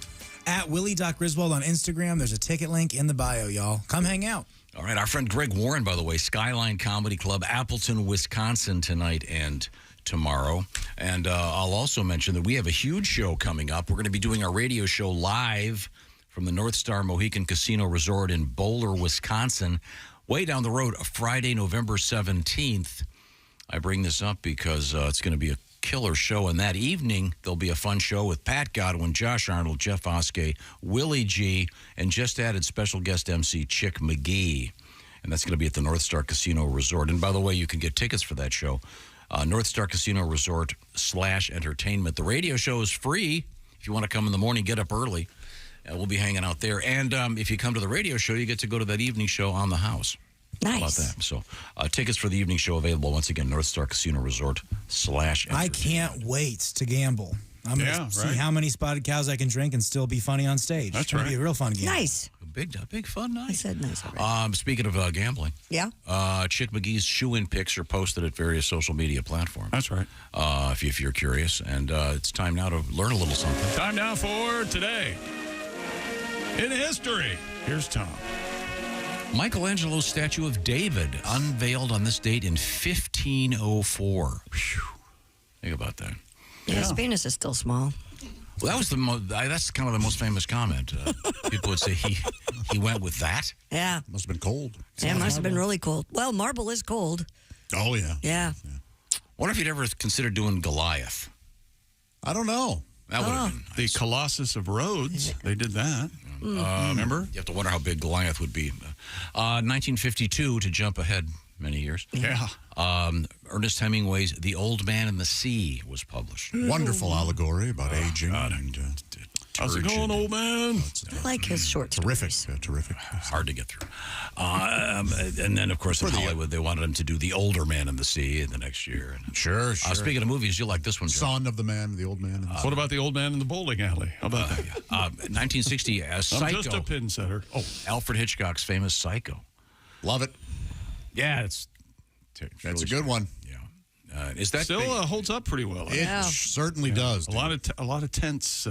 Vertigo does not, but I mean, it's still a great movie. But yeah, Vertigo's a little 66. Star Trek premiered on NBC. Yeah. Without Captain Kirk. Yeah, it was Captain Pike, right? That's right. Yeah. Pike, yeah. Really? How long did it take for Kirk to get on board? One episode. Yeah, he's in episode 2. Is everybody else in the I think first one? Captain Pike's ahead, isn't he? Eventually it's yeah. That's in a later episode, but Captain Pike was half man, half fish. That's how he had to go. Oh. How do you nerds know so much about Star Trek? What? I watched all the originals. They're cool. Back and then, in a that very was- nerdy way. I mean, it was pretty You know, on the show, cool TV back in '66. when the doors would open to go to different compartments in the ship, the actors actually had to go with their mouth. They didn't have sound effects back then. There's a guy named Foley. Right. Taught him how to do that. Beam me up, Scotty. 1974. Oh, this is a great moment. Evel Knievel failed to jump the Snake River Canyon in Idaho. That was a scam. People smelled scam when just as the rocket was going to take off, the chute deployed. Yeah, at the same time. Not taking any chances. He did live. Yes. Well, if you call that living. Yeah. Did you get that toy? I did that not you have. wound up? Didn't you, like, I was wind too it old. up? I was too old for that. And it I would didn't take care off? for the And by the sky way- cycle. Yeah, the toy also usually survived with minor injuries. Barely. When on you this say date, minor injuries, what do you? Okay. on this date in '86, the Oprah Winfrey Show broadcast nationally for the first time. How'd that turn out? Now she's the grand old Oprah. And, let's see. Sadly, last year at this time, Queen Elizabeth died on this date in 2020. No kidding. Wow, it's been a year. Prince Harry was seen at her The old biddy. gravesite today. How about this one? We'll go to do some birthdays. 1157, King Richard the Lionhearted. Yes, that's right. That's kind of a nice title. Don't you like that? Or would you rather be the lion-toothed? Lionhearted is great. Yeah. How about the lion penist? Lion penist. King Dick. Well, that would Dick be Dick.